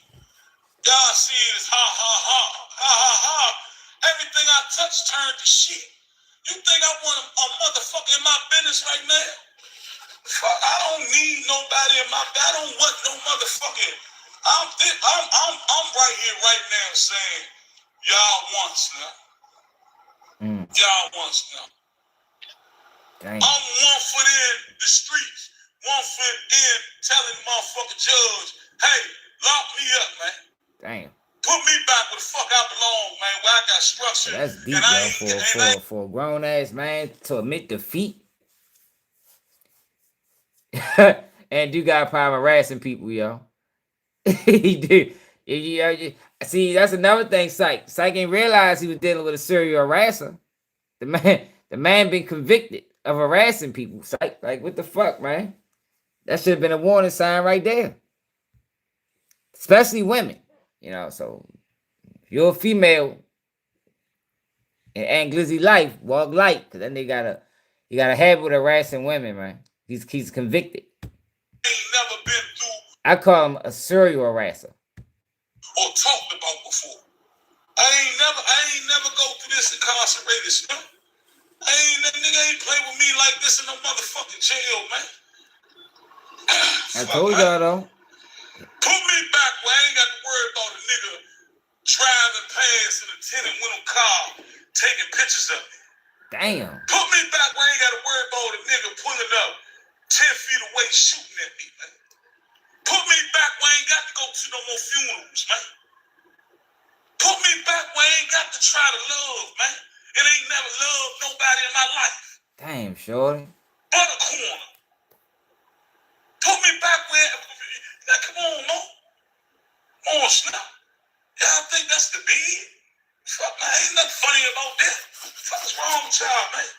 Y'all sitting like the motherfucking internet, Instagram is full of, especially in DC, man. This shit full of mental health I looked at every motherfucking page that's even clout chasing or got clout. And I say, Slim, that's some mental health shit, man. Outside the federal building. And I know mental health. I've been in all kinds of motherfucking mental health institutions and all that growing up, man. Oh, man. And people kept saying, we need to figure out what the fuck is wrong with this young dude, man, because every other month he back in here. What's wrong with him? Send his ass to PIW for evaluation. Send his ass here for evaluation. Then once I learned the mental health game, now I'm putting shit on my body. Once they lock me up, send me to Oak Hill, I put shit on myself. Talking about and they send me to the fucking hospital. So I'd rather be in a hospital, eating hospital food inside of a room versus an Oak Hill cell. You know what I mean? Y'all got me as the algorithm. Y'all got a man that's on the verge of losing his motherfucking mind as the algorithm. Dang. Man, fuck. That's you know. How would y'all like? Dang, that's sad, y'all. Y'all got a man that allegedly carried the pistol, right? But don't nobody talk about a motherfucker out here trying to kill me, though. Yeah, come on, man. Y'all got a motherfucker. Y'all sit there telling them, oh, he was a violence interrupter that had a gun. Yeah, how about y'all put in that motherfucker? He was a violence interrupter that pushed That's what I'm people, saying. that Yo, smoked this people. might be karma, yo. And that's the thing about it too, yo. Like it's a lot of ways to look at it, yo, because Psych bullied niggas all throughout the prison system. I don't think he realized that. Yo, you bullied niggas, bro. Niggas know stories. It's just different now because he's been bullied virtually. And there's nothing he can do about it. Because he can't get close to these niggas that's doing it. In the joint, you can get close to a nigga. You know what I mean? No, everything can be addressed. It's like now he don't know what to do. Because how he typically will handle situations, he can't handle this the same. And I think he fucked up about it. But you bully niggas too, bro. You can't get mad when it's your turn. Just like Gucci situation, you know, it's similar to the Gucci Man situation. Same type of situation. Like, bro, you robbed niggas. Made millions of dollars. Telling niggas to rob niggas. Or telling niggas how you rob. Now, nigga rob you and you play victim. Hey, y'all, I think that's my take on this. For Big Sight. You bully niggas, bro. Every nigga, all niggas in DC know. You can't get mad or get frustrated or want to call it quits when a nigga bullying you. Can't do it. It's not how life works. Life don't work like that, bro. It's your turn now. He did have a pistol, you wouldn't never know. But don't forget about the fact that the man had 2 attempts on his life since he been home. Don't forget about the fact that people he loved dying on him out that motherfucker. Hey, What's up, Charles? man, come on, man. Y'all forget that part. Y'all don't talk about that motherfucking part. Let's not forget, you know, the man has been to 5 funerals in the last 6 months. Come on, man. Fuck, man. Death all around me, man. Motherfucker shooting at me, man. Every time I look up, I'm in the hospital, another bullet in my motherfucking ass. Gun. And still woke up in the morning. Still woke up every morning and went to these motherfucking neighborhoods and told them youngers, put them guns down, man. You don't want to be like me, Shaw. Not knowing who trying to kill you, man. Come on, man. Yeah, man. Yeah, I know I ain't the only one. I'm saying, but why, man? What I'm saying is, you know, motherfuckers tell these motherfuckers stories and talk about what a nigga doing wrong Y'all motherfucker don't get that justification. You know what I mean?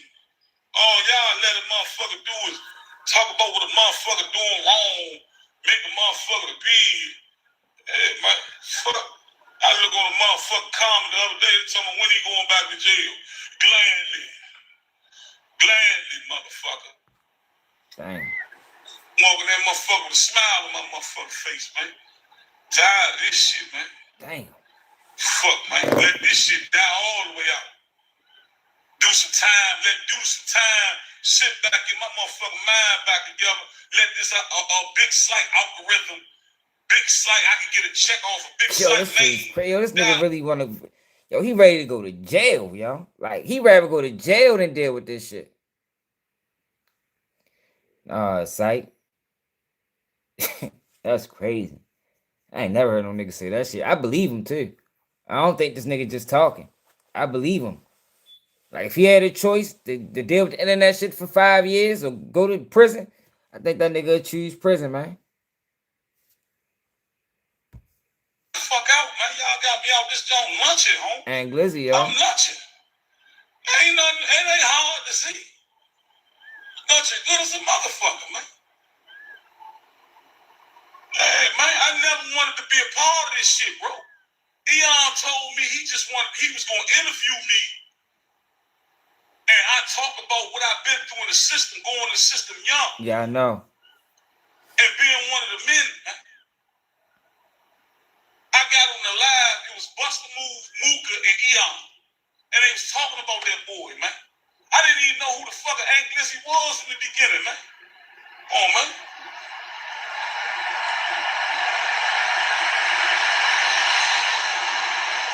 I woke up the next morning. The internet told him who I was.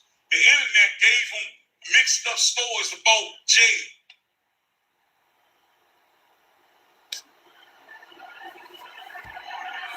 Come on, man. Told that man I got raped in jail. I don't know if they told him that or he twisted it, but I woke up, it's a YouTube video telling me I got sodomized with a broomstick. Damn. I said, what? But you know, hey, we here now. Fuck. Well, you stupid as shit.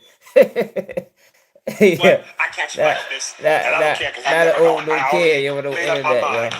I ain't gonna lie though.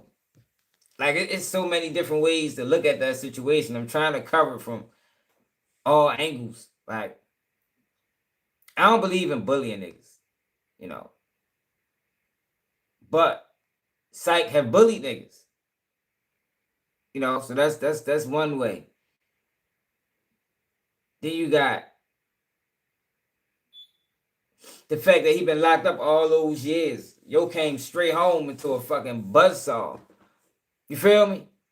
Yo did 15 years straight, came home and meant the biggest troll in DC. You feel me? Meant the biggest troll in DC, y'all. And let me show y'all. Look how many videos this nigga did on y'all. Like for 3 years.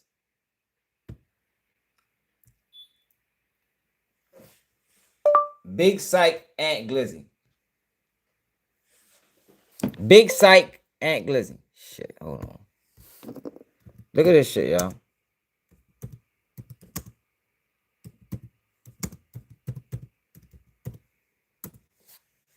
Like, I ain't never seen no shit like this before. Look how many videos he did on this nigga. Look at this shit. 1, 2, 3, 4, 5, 6, 7, 8, 9, 10. Yo, I can't even count them all, y'all. Look, he got short videos, long stream videos. 11, 12, 13. Like, it shit is fucking ridiculous, man. Like, you won, yo, the man that admitted defeat. He just uploaded a video on the nigga. Just now. Probably like a few minutes ago. They will let it go, bro. You won, my nigga. I know he bullied niggas. Like I said, y'all, I'm trying to cover from every angle, but I think my final thing is, you bullied niggas, bro. Now it's your turn. Deal with it. Just like niggas had to deal with it when you bullied them, bro. It's no different. Niggas had to deal with it when you bullied them, yo. Now nigga bullying you. Don't cry about it, bro. Look, Big Psych ready to end it all after his ops pulled up on him at 2 a.m. in the morning. Like, yo, the nigga that was 9 hours ago.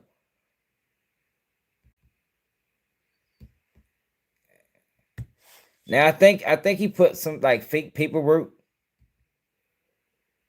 on look, here you go. 8-count indictment.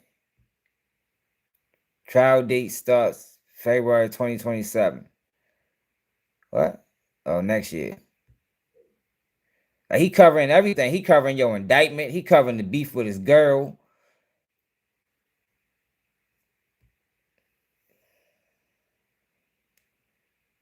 Like, everything about the nigga he's covering. That nigga get put out. That nigga fought. He gonna cover that shit. Big Psych fought it. The world Aunt Glizzy reacts.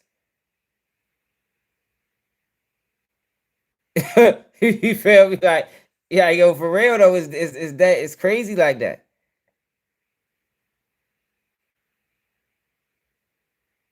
Big Psych, the real story. Big Psych was thinking about setting me up from jail. Big Psych blames Aunt Glizzy for his downfall. Big Psych followed Andy and made him delete his Instagram.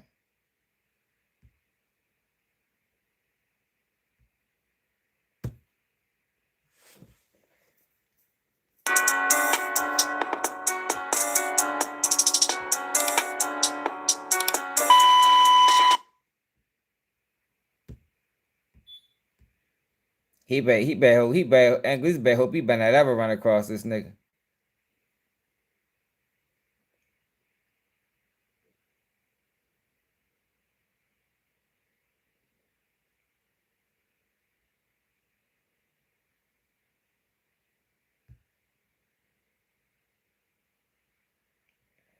What the fuck they saying? Yo scared as shit. You seen his eyes. He's scared as a motherfucker.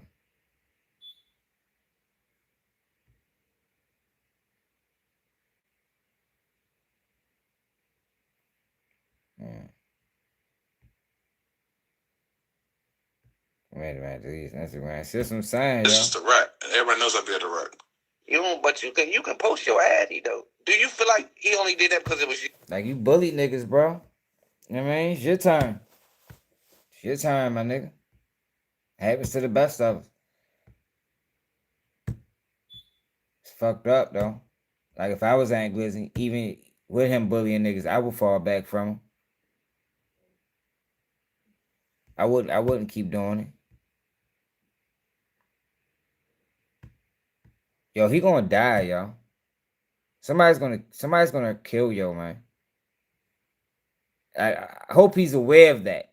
Maybe he wanna die. Maybe he dealing with issues internally. He don't know if he wanna be a girl or a guy.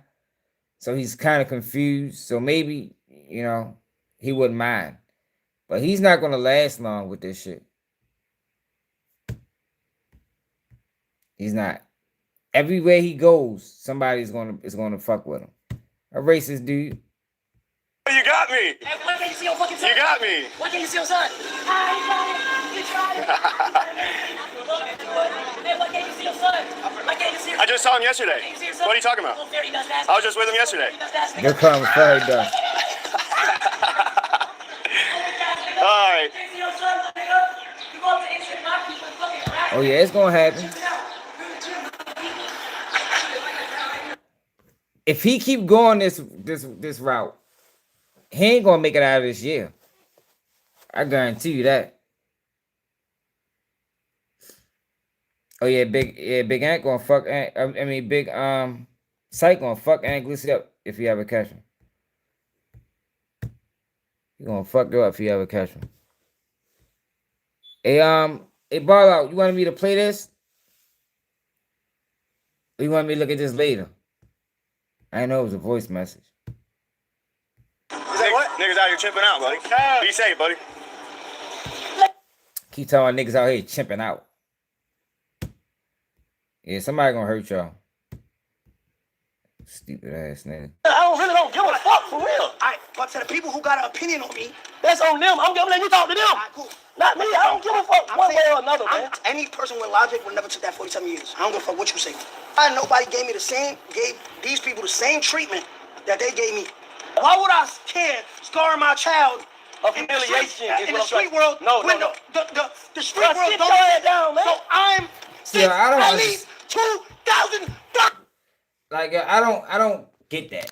Like you're not gonna like I don't understand what was the point of this interview outside of monetization, because you're never gonna get 6ix9ine or Danny to admit that he was wrong. I mean, he's never gonna take full accountability for the. I think 6ix9ine was an informant the whole fucking time. To be honest, that nigga started telling as soon as they grabbed him. That nigga ain't waste a second. And I told y'all everything that them boys was charged with was crimes that they did under 6ix9ine's word. You heard me? Everything damn near. All the shootings, all the robberies was done because 6ix9ine told him to do it. And then he get arrested and want to play victim and shit. Oh, they did this, they did that. Man. He think he being treated unfairly. I don't think he is. I don't think he is. Yo, his fan base really wasn't as big as, they want people to believe anyway. Because like I told y'all, Baltimore never fucked with him. I'm sure in some other cities, probably New Orleans, I'm sure most cities where, you got a real huge urban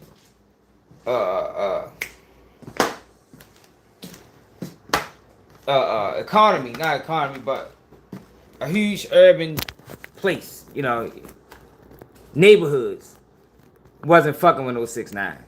I guarantee you. Because we always knew he was flawed.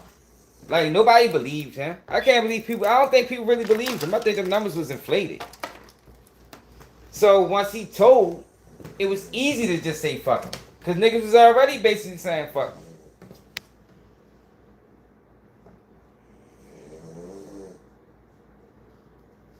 Yeah, they always using each other. Yeah, but that never works. You know what I mean? That never works. They wasn't real friends. 6ix9ine used them for the image. They used 6ix9ine for the lifestyle. Similar to on a lesser degree, but Young Thug and YSL. Same type of dynamic. That dynamic don't work, y'all. Don't work. If we don't fuck with each other, we don't need to be around each other. Simple as that. Like when people think you can just deal with a person when it's, I fuck with you on business. But if it's business, just keep it business. We shouldn't be doing nothing outside of business. And that's where the lines get blurred at. And that's where things get tricky. And that's when shit get fucked up. You feel me? Like Gucci Mane, Pooh Shiesty. If it's business, let's make it clear that it's just business. Don't ever cross them lines into friendship. No, y'all. Because then, lines get crossed. And I think that's what happened with 6ix9ine and Treyway. It was just business, but they started getting a little bit too personal. They started letting them hang and they started involving them in the daily operations as far on the street level. Shit don't never work, y'all. Don't never work. I can bring up so many examples to explain that same situation. Mob ties and fucking finesse 2 times. Gucci and Pooh Shiesty. 6ix9ine and Treyway. They all is the same type of situations, man.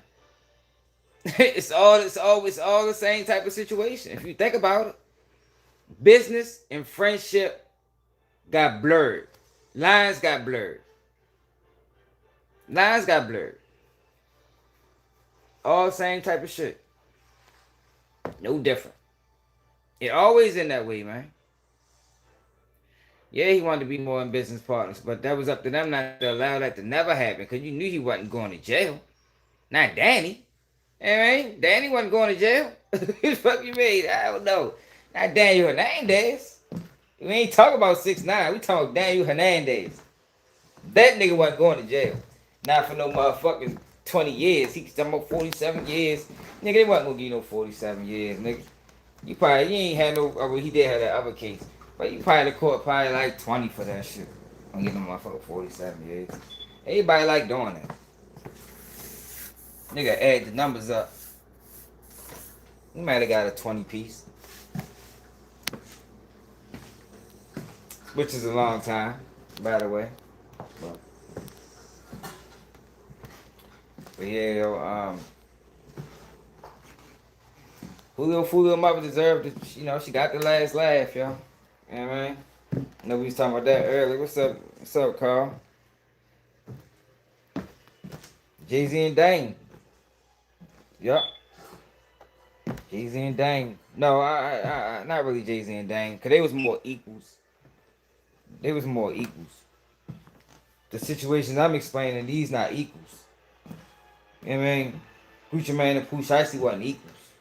Finesse and Mob Ties wasn't equals. 6ix9ine and Treyway wasn't equals.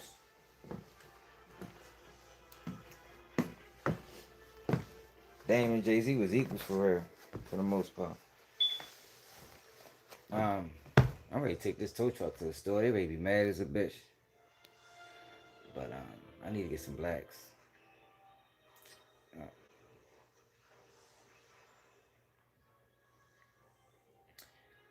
But yeah, though.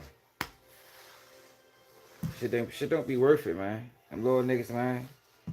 They need to start watching these videos of these niggas be going to jail and crying in court. That's the real. That's what happens when it's over. You know, it's all fun and games when you out here robbing and killing and, you know, doing what you're doing, yo. But it comes a time when you're gonna have to face the music. You got to face that reality. That might be what Psych is doing right now. You know, because karma comes in so many different fashions. You know what I mean? Like, that's why with Gucci, I couldn't get behind Gucci. I couldn't give Gucci no pass because he not in the streets. Nah, bro. You don't get no pass for that. All that damage and destruction you sold, my nigga. Nah, fuck no. You don't get no pass. Nigga, you told, nigga. Karma came back around. It don't matter if you're not in the streets no more. None of that matters, man. It might matter to you. But karma don't care nothing about that, y'all. Once you played in the streets, you played this game, you sold this game. Fuck that. You ain't just played, you sold that shit to people. Now the game get ran on you, yo. You got to play the game. Even if you ain't played in a while. That don't mean you forgot how to play, Gucci. Just because you ain't playing the game. I can get on this bitch right now and play Madden. I don't play that much, but I know how to play. I played it before.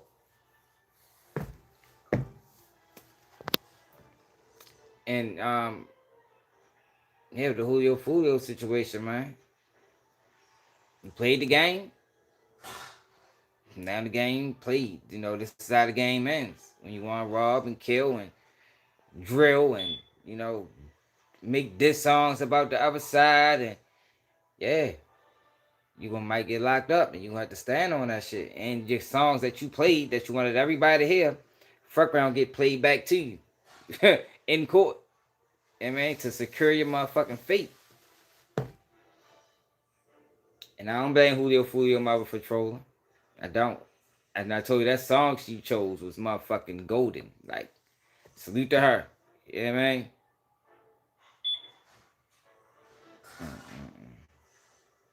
It just be sad, yo, to watch these young boys throw their life away, yo. Like, god damn, yo, we gotta get better at that shit, yo. Like, And I told y'all, yo, it bothers me so much because I almost threw my life away at 19. You feel me? So that shit hit me, yo, more than probably hit the average person because contrary to what, Charleston White and all these other niggas be saying, calling niggas demons and yo, the bulk, if it's no way we could ever see. But if we could, yo, if you take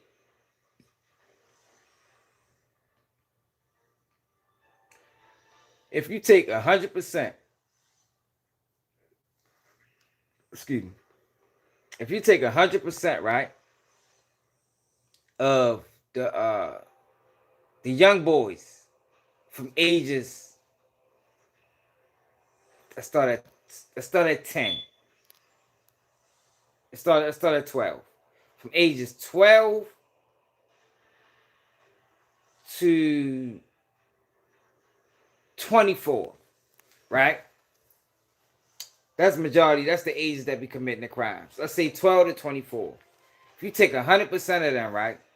And I'm talking about they doing it all. Robbing, selling drugs, killing, aggravated assaults. They doing everything. Everything under the sun.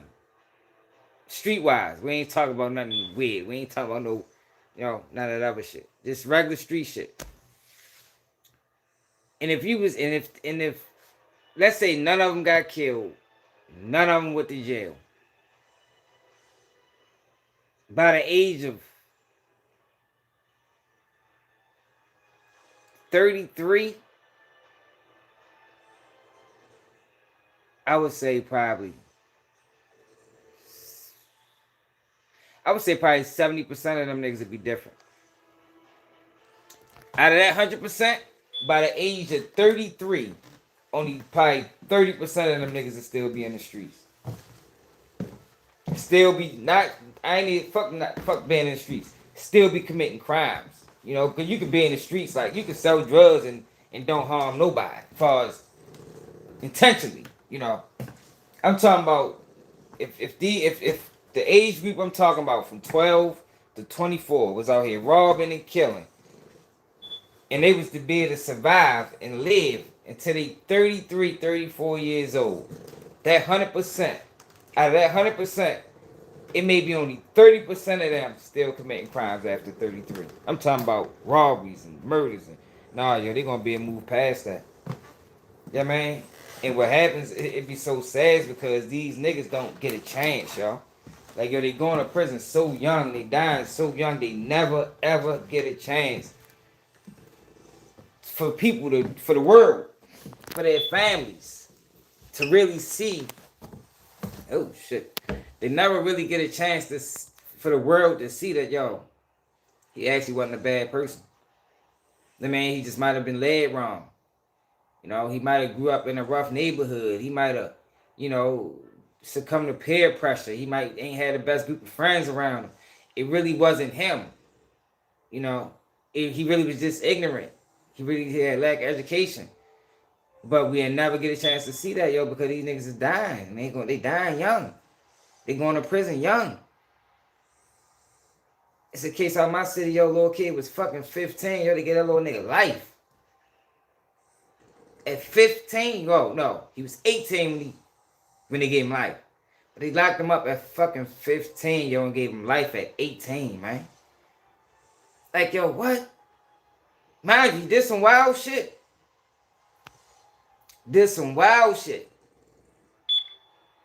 Think he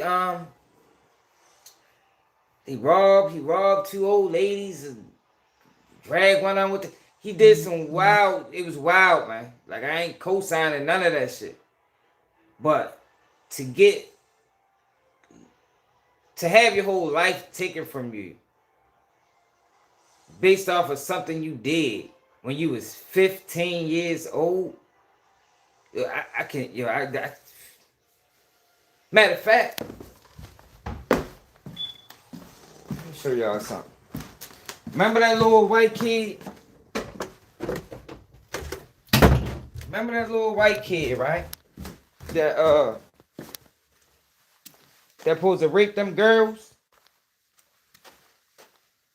and got probation? Well, the judge upheld that ruling. Remember, the victims was fighting back. The victims was trying to fight, basically saying that, yo, we never, you know, because when you got victims, they got to basically co-sign the sentence. You know, they got to agree on the sentence. These victims, the girls, never got a chance to agree on the sentence. They just had to deal with it. So they was fighting back in court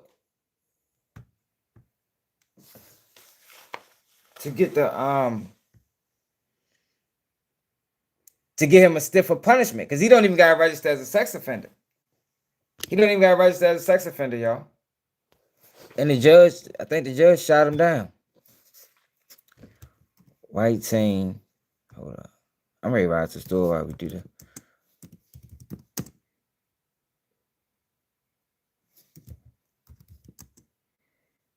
Young girls.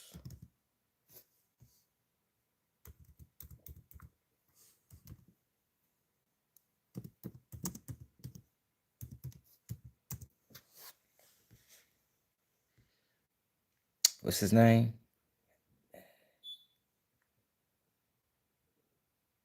Jesse Mack Butler. Jesse Mack Butler.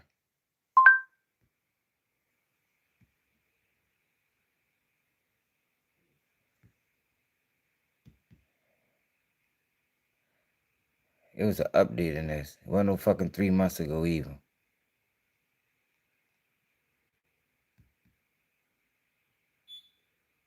Two weeks ago. Look, high school rapist gets big win in court again. He got a big win in court, y'all. Mother too, by the way. Hello? Hello. Are you Jackie? Hey, Hi, Rochester. Jackie. I'm Detective Bruce with the Stillwater Police Department.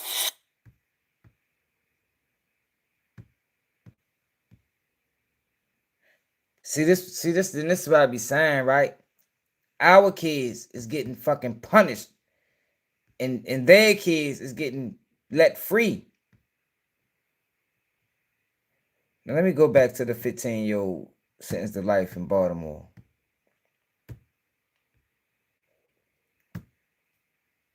"15-year-old sentenced to life in Baltimore, Maryland.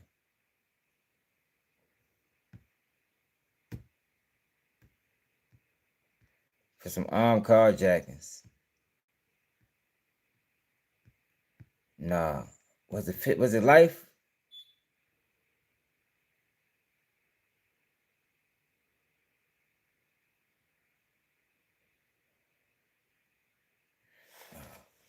They was robbing. Baltimore teen sentenced in robbery spree. Baltimore. I got the latest for Autumn Moore teen sentenced in robbery spree, Baltimore. The first headline, from WBFF Fox 45 on MSN.com, is Teen Sentenced for Role in Baltimore's Violent Rideshare Carjacking Spree of 2022.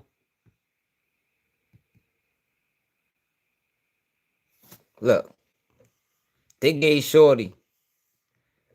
He was 15 when he did this. He 18 now.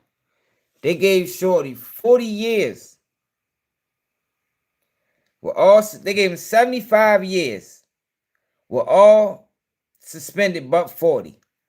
With the first 30 to be served without the possibility of parole.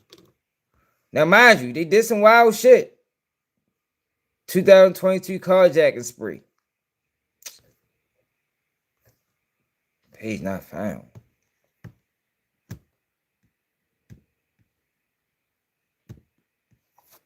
They terrorized dozens of Marylanders, leaving lasting scars. The survivors will carry the rest of their lives. They did some wild shit. But he did some wild shit too, though. He did some wild shit too. This is a major court ruling for the teenage victims of brutal sexual assault. This is another big development for their rapist. The teens had blasted the Oklahoma court for allegedly violating victims' rights laws by giving Jesse Butler practically no punishment on serious felony charges like rape and strangulation. And now the court has handed down a ruling about whether or not their rights have been violated, And this is definitely going to have a reaction. Welcome to Sideball, presented by Law and Crime. I'm Jesse Weber. All right, real quick, before we go any further, we have a law and crime legal alert we have to tell you about, okay? Roblox. Roblox is under fire for allegedly not taking adequate safety measures to protect children on its platform. That's right. So this popular virtual universe has millions of users who are minors, yet the players can apparently customize their avatars to hide their age and gender. And this is a feature that may also be available to predators with bad intentions. Look, you might not even realize the dangers that Roblox can pose for your child, but if your child was sexually abused or assaulted or groomed by someone they met on Roblox, you may qualify for potential compensation. Children, they may not know better, but Roblox, the argument is, they should. And our legal sponsors are seeking justice for the families who are affected by this alleged gross negligence. So visit gamingadvocates.com to start your free confidential case evaluation. In Stillwater, Oklahoma, Jesse Butler's name might as well be mud. His case in Payne County, Oklahoma court was thrust into the national, even international spotlight when it was discovered that despite pleading no contest to heinous sexual assault charges, his case was reclassified, allowing him to be considered a youthful offender and seriously lessening his punishment. Because you see, Butler was facing years in prison after being charged with almost a dozen felonies. The former high school baseball player reportedly attacked at least 2 different girls that he had been dating, even putting one in the hospital, all while outwardly appearing to be, the perfect boyfriend. But you had these accusations of misconduct and possibly even corruption that were swirling around on behalf of Payne County, and it sparked blowback. Because the question became, why was he receiving such essentially lenient punishment, lenient treatment? Was there a family connection? I don't know. Was there a deliberate attempt to keep Butler's punishment minimal? Did the district attorney's office mislead the victims and their families in order to give Butler what has been called a so-called sweetheart deal? Because that was one of the things a new judge was looking at during a review of this case. This was prompted by filings from Victims' Rights Council. And we're going to dig into the judge's decision and what happens next, but I want to just give you a quick rundown of this case. And 2 victims, known by their initials KS and LS, eventually realized that they both experienced horrific treatment at the hands of their ex. Butler's actions were reported to police in 2024.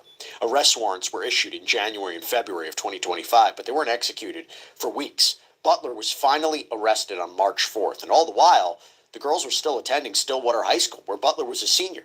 So he was charged in adult court with 2 counts of attempted rape in the first degree, 3 counts of rape by instrumentation, 1 count of sexual battery, 1 count of forcible oral sodomy, 1 count domestic assault and battery, and 2 counts of domestic assault and battery by strangulation.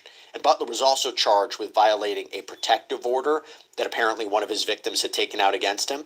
And at the time of the crimes, Butler was 17 years old, but he was 18 when he sentenced, okay? So keep that in mind, the age. Now, the accusations that were laid out in 2 police affidavits are terrible. LS claimed that one time after getting ice cream, Butler drove her to a parking lot and tried to rape her in his car. According to the affidavit, LS reported she yelled and told him no repeatedly and tried to push him off of her, but was unable to overpower him. LS reported Butler told her he was sorry for what he was about to do, but he had to do it. And then when ostensibly taking her back to her own car, he allegedly warned, "You're not going until I'm finished." The other girl, KS, claims that Butler assaulted her too. In the affidavit that was related to her case, there was an investigator that detailed what she said happened when she was house sitting for a family friend. Quote, Butler expressed a desire to have sexual intercourse with her at the house. KS reported she did not want to do anything at the house. Butler became angry, came up behind her, put his arm around her neck, and strangled her to unconsciousness. She could not breathe, scratched at his arms, and tried to get away, but could not free herself. KS woke up on the floor of the living room after losing consciousness. KS reported there were red marks across her neck after Butler strangled her. Approximately 15 minutes after strangling her, Butler initiated sexual intercourse with her. And KS also claimed that Butler had recorded himself choking her. Police say they later found those images on his phone. Now, the body cam footage shows the moment detectives arrived at Butler's home to arrest him, and ended up dealing with his mother too, by the way. Hello? Hello. Are you Jackie? Yes, I am. Hi, Jackie. I'm Detective Bruce with the Stillwater Police Department. We're here because we have a warrant for Jesse's arrest. I assume you know that already. Okay. Is he here? Yes. Okay. I told him not to answer the door till I got home. He's scared to death, so. So here's what's gonna happen. Like, we're gonna take him into custody. His bond is $25,000. Okay. Once he gets to the jail and we get him booked in, well, I guess on the way to the jail, I guess you could contact a bondsman. Yeah. Or I mean, if you have 25 grand lying around, you can do that. But if you contact a bondsman, then they can post his bond and he can get right out today. Okay. So, and Like, during, what kind of time frame does that look like, just out of curiosity? Like midnight tonight or no, an hour? like you can contact a bondsman and Yeah, it'll be I'm like an best hour and a friends half with or something. Candy Baker, I'm sure y'all know Yeah. Candy. So She's the one that told me. it's a pretty quick process. Okay. We just like have to get him booked in, Okay. and then once he's booked in, Okay. and just so you know, he is a juvenile, so he won't be like with any adults. Like Yeah. he can't be housed with any adults. Okay. So there is a chance that he may be moved over to Payne County, but for right now, depending on how long it takes you to get with her and get bond I'll set call up, her right back, so. then he'll probably just be at our facility at the Okay. city of Stillwater. Okay. And she can Whose come over call there. is that? It just like we can only hold him for 6 hours. Oh, okay, so if I get it done now, Yeah. we're good. Yeah. He's not gonna be moved. No. Okay, perfect. Okay. Yeah, he shouldn't be. The only big holdup is if we have somebody else in the jail, because we can't have them intermingle. Like if they're booking somebody in, it could hold us up like maybe 15, 20 minutes, Yeah. something like that. But it's not going to be a long Okay. thing generally. We're ready to obviously tell our story too. Yeah. Jess, it's Mom. Open the door. Give me your wallet and phone and stuff. So, okay. Your what? They're in the car. Well, okay, it's fine. It's not locked or anything, is it? Okay. So, can you tell him what you just told me, or? Yeah, so we're here, we're obviously gonna place you under arrest, there's a warrant for your arrest. We're gonna take you to the jail. I told your mom that she can contact a bondsman, and you shouldn't be very long, but there just is a process for paperwork and stuff. But right now, you do have to come with us, and I do have to put you in handcuffs, so turn around for me. You have to put him in handcuffs? Violent harassment without transport somebody in custody. Hold on. You know we're doing this. It's okay. Here, look. Yeah. I'll get you out. For me? All right, stay silent. Rick knows about this. Candy's on this. Dad's on his way. We're coming to get you, okay? Stay strong, okay? Say your prayers. Okay, so he's gonna go right to the city of Stillwater jail, and if you'll just contact her, then she does this all the time, she knows what to do. Yeah. Okay. She knows Stillwater Police Department, not a county. Yeah. Stillwater Police Department Yeah. on Lewis. Yeah. Yeah. Let them know that we're the ones that picked him up. And They when don't- you say we are the ones. Stillwater PD. Stillwater PD. Yeah. Okay. That way they don't think he went like straight over and over to the county. Awful experience for a child. Custody.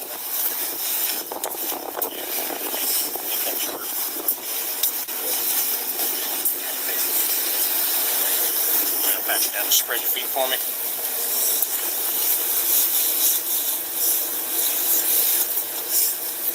Nothing on your sides. Not just. Think about. So soon after his arrest, according to the court docket, Butler was bailed out, spent very little, if any, time behind bars. You go to August of 2025, seemingly out of the blue, the court grants Butler youthful offender or YO status. So instead of being sentenced to prison, Butler receives probation, counseling, community service, social media ban, a restitution payment. Now, if he fails, he can face reportedly a 10-year prison sentence. But if he completes it, his record's sealed. It's essentially like nothing ever happened legally. I mean, we all know, it's all reported what happened. But according to their attorneys, the victims in these cases, the victims and their families, were stunned by this development, saying they never would have supported a plea deal that meant no jail time for Butler. So what did they do? The victims went on the offensive. Rachel Bussett, who we've had on this program before, an attorney for one of the victims' mothers, submitted a filing titled Verified Motion to Enforce Victims' Constitutional Rights for Corrective Hearing and for Modification of Youthful Offender Disposition in Compliance with Marsy's Law. Now, Marsy's Law is essentially a nationwide effort to not only protect victims' privacy, but also make sure that they're aware of all the steps in the legal process and that their rights are considered. Understandably, you want to protect victims' rights in criminal cases. Now, according to Bussett's motion, the victims had apparently not been kept in the loop about what was happening behind the scenes with this case. According to the motion, KS was having surgery for a broken leg on June 12th, and she and her family had no idea such an order was being entered. On July 23rd, 2025, KS had a meeting with the district attorney in preparation for the July 24th hearing. KS was a minor and did not have a parent present or her attorney present. KS was told they weren't going to practice because there was a plea deal. The DA told KS not to tell her mother. Around 12 p.m., the DA called KS's mother and advised her that she'd agreed to a plea deal where Butler would plead guilty and serve time in a juvenile facility in exchange for a YO sentence. The family was not provided any other specifics of the deal for the YO certification. It goes on to say the district attorney did not advise or confer with KS, her parents, or the LS family before entering into plea negotiations or agreeing to the plea deal or the YO certification. On August 22, 2025, the district attorney advised KS and her family and LS family that there was no guilty plea. The DA further advised that Butler's attorney had stated he was never going to advise his client to plead guilty. This directly contradicted what they were previously told about why the DA agreed to the YO certification. KS and her parents expressly objected and did not consent to any plea that did not include imprisonment. The DA told Ellis's family that they could start all over at the beginning. The district attorney stated she would continue plea negotiations. Did y'all hear that fucking deal? Yo, they setting this man up to where they act like it basically never happened. If he complete this program, it never fucking happened, yo. And mind you, he was 17 years old.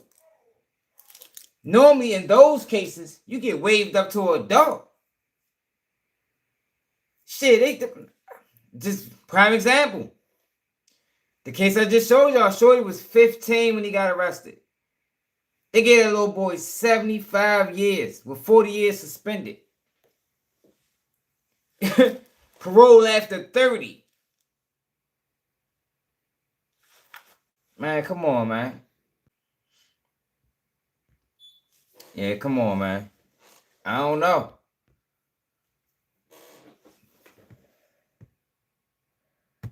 With them over the weekend, district attorney stated to KS's mother, Yvonne Sweeney, that we're supposed to include the families in discussions about these things. Sometimes that is a mistake. KS and her mother understood this to mean the state thought including the family in the discussion was a mistake. The victims. Okay, so there you go. Those were their the claims. Victims' family trying to fight. Narrative. Bussett made the argument that Butler's crimes, this is massive. This is massive. Now, Attorney Bussett argued, quote, the defendant's conduct was not a single youthful indiscretion, but a pattern of escalating violence over approximately 11 separate incidents during a 7 to 8 month period. And so KS's mother gave a victim impact statement in court and objected to the case's outcome. But here's the deal. Butler, he was able to plead no contest, so no allocution, no admission of guilt. No contest. No jail time. And with the pressure mounting to ensure... No, so they didn't just not... Yo. He pled no contest, y'all. Which means he didn't even admit guilt. Like, I forgot I meant to Ben show y'all this. I seen it a couple days ago. I'm like, oh shit, I forgot about that shit. Sure that the victims in this case got justice, Judge Michael Culling held a multi-day hearing earlier this year to hear from the prosecution, to hear from the victims' attorneys, because he was looking to determine if, in fact, the victims' rights were violated during this process. Something I have to keep in mind, by the way, Judge Culling is not the same judge who accepted Butler's plea deal. No, that was Judge Susan Worthington. And by the way, back in January, the Oklahoman reported that the Council on Judicial Complaints released findings of an investigation into Judge Worthington, and the council reportedly determined that there was no evidence supporting any allegations of misconduct.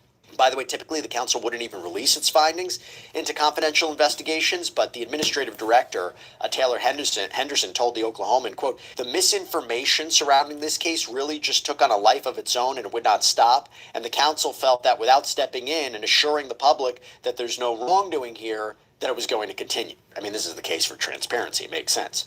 And the Oklahoman reports that activists and protesters believe that Worthington should have recused herself from the case because apparently she had graduated from Oklahoma State University, like, so yo, that was the same school. This shit not even gonna hold him up in life. Like, at the very least, they should, like, they gonna make it the way as though this shit don't even hold him up in life, yo. No, he don't gotta. If they ask him, has he ever been convicted of a felony, this nigga can say no. And he got convicted of one of the worst felonies. Yo, rape is right up there with murder, man. For real. And, you know, people like to distinguish that. Like, when they talk about black people commit 50% of the murders and da-da-da-da-da. Yo, well, white people commit 75% of the rapes in this country. You feel me? It might not be 75, but it's at least 65. You know what I mean? It might be 75. Remember, we looked at the FBI statistics. Yo, rape and murder is on the same level, man. It's on the same level, yo. Rape kills people mentally, emotionally. You understand what I'm saying? Sometimes physically. Like, that rape is a serious charge. So they're gonna have this kid who one day is gonna be a man. He damn near, he is a man. I think he's 18. Young man gonna be able to move throughout his life knowing that he had 11 instances of rape on how many girls was it? 2 or 3? And nobody's gonna ever have to know about it if they don't want to tell you. No employer or nothing.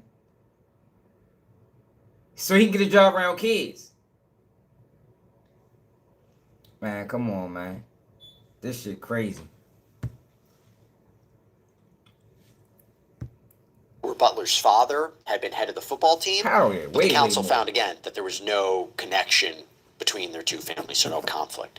And the council's report, according to the Oklahoman, also pointed out that Butler was never actually facing decades in prison, as had been reported. Yes, so if all of his felony sentences were served consecutively, yes, it would have been about 78 years, but the Oklahoman reports that state law says they would have been served concurrently, so he would have spent 10 years behind bars. And the council also reportedly spoke with 8 witnesses who had direct knowledge of Worthington's involvement in Butler's case, and none of the witnesses reported any misconduct. So going back to Judge Culling, okay, so for his part, Judge Culling offered a new perspective on this controversial case. And we got our hands on the ruling. Quote, "Move-ins assert 2 primary bases for relief. 1, that they were not treated with fairness and dignity, and 2, that they were not adequately informed of plea negotiations nor afforded a meaningful opportunity to confer with the state." Both Article 2, Section 34 of the Oklahoma Constitution and Title 21, OS 142A provides victims the right to be informed of proceedings, including plea negotiations, and the right to confer with the attorney for the state. However, neither provision confers upon victims the authority to direct, control, or veto prosecutorial decision-making. The absence of such language is significant. Movements contend they were not treated with fairness and dignity during the prosecution of the case. The evidentiary record reflects that representatives of the district attorney's office met with move-ins on multiple occasions, provided updates regarding the status of the case, discussed plea negotiations, and engaged the assistance of a victim advocate to support move-ins throughout the process.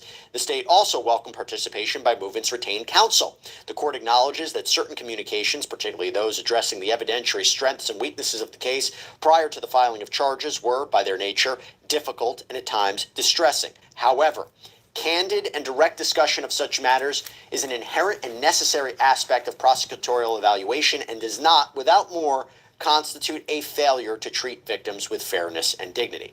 So the court found that the victims were notified of Butler's original plea deal, as well as his intent to change his plea and plead no contest. And, quote, based upon the totality of the evidence, the court finds that move-ins were informed of plea negotiations and were afforded the opportunity to confer with the attorney for the state. While move-ins clearly disagreed with the outcome of those negotiations, dissatisfaction with the result does not equate to a denial of rights guaranteed under Oklahoma law. So to talk about the decision, to talk about what could possibly happen next, I want to bring in practice professor of law and former child abuse prosecutor Marion Bracha. Thank you so much for taking the time. Are you surprised by this decision? Unfortunately, I'm not surprised.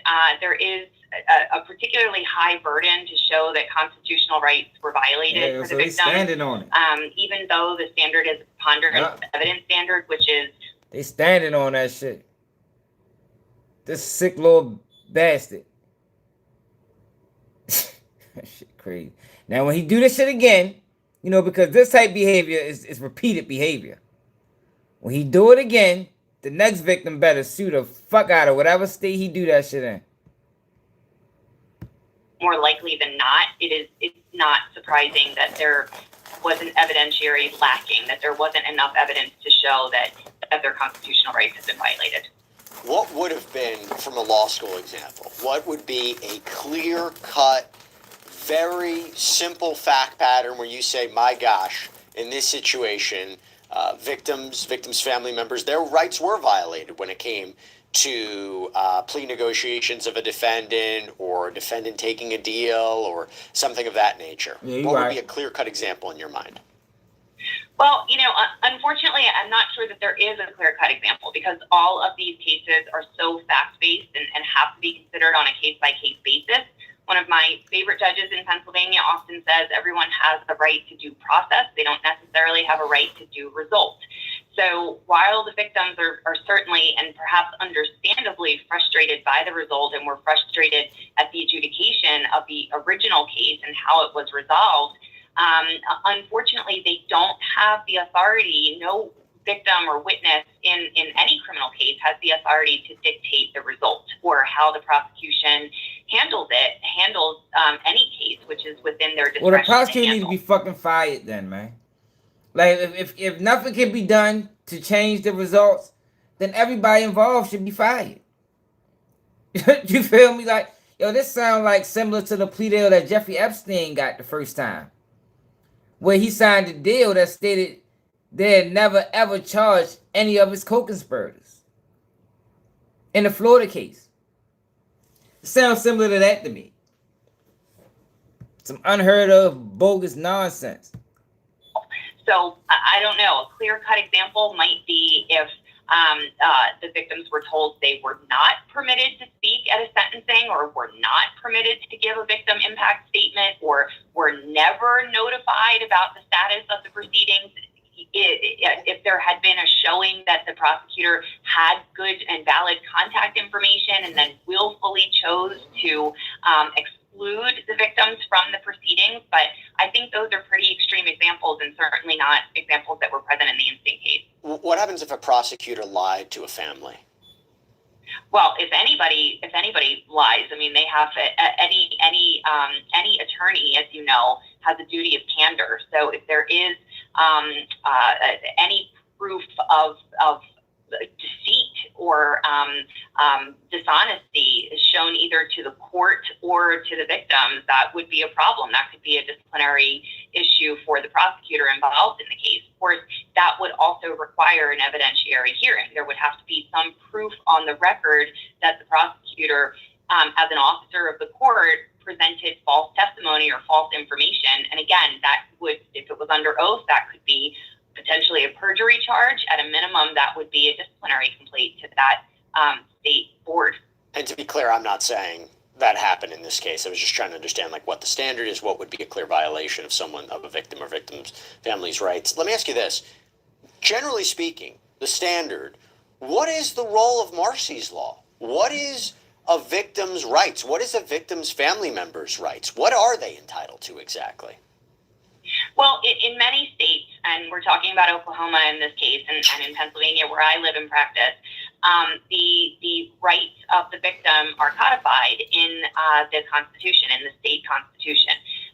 Very basically speaking, without going through each of the subsections, basically a victim has a right to participate in the prosecution. A victim has a right to know the status of the case. They have a right to know when the case is going to be listed for the various proceedings, even if the victim's testimony isn't needed at those proceedings. They have a right to be notified of how the case will be resolved, meaning that if the prosecution or the DA's office is going to offer any kind of offer for non-trial disposition, meaning offer the defendant an opportunity to plead guilty on some lesser charge or for some lesser term of incarceration or even supervision, the victims have a right to be notified to that. And here's kind of the catchphrase: the victims have a right to provide prior comment. That means they have a right to participate and say, gee, I don't feel great about that, or I don't think that is the best way to carry out justice in this case. Now, again, does that carry the day? Will that ultimately sway a prosecutor to proceed or not to proceed in a particular way? Not necessarily, but that input should be considered by the prosecution and should be considered by the court if we're at a sentencing phase and the victims are providing victim impact testimony. But again, it doesn't have authoritative direction. The victims in the case don't have the authority. Typically, you get sentences like this when they don't got evidence. You don't get sentences like this when fucking you got victims willing to testify, y'all. You know what I mean? Like, oh, this was bogus, y'all. They can make all the excuses in the fucking world. This deal should have never even been an option. No, I disapprove of offering this person an opportunity to plead guilty, or I disapprove or I won't go along with offering this person probation or a juvenile adjudication. So while they have an opportunity to be heard and to weigh in, they don't have the ultimate say. Before I get into what they could do next, which I want to explore, someone might look at this and say, I don't get it. Isn't all that matters the victim in this case? Or isn't all that matters the victim's family in this case? Shouldn't they dictate what happens to a criminal defendant? I mean, but at the end of the day, right, prosecutors don't necessarily represent the victim. They don't represent the victim's family. Can you explain that distinction and why, although it might be frustrating for many people watching this, why under the law that's necessary? Absolutely, and that is a very important distinction. And unfortunately, I do think that there is. Since when the prosecutor didn't represent the victim family? This is why I don't be fucking with Law and Crime Network. They be on some bullshit sometimes. In the case where there is a victim, the prosecutor does represent the victim's family. Very common misconception about that.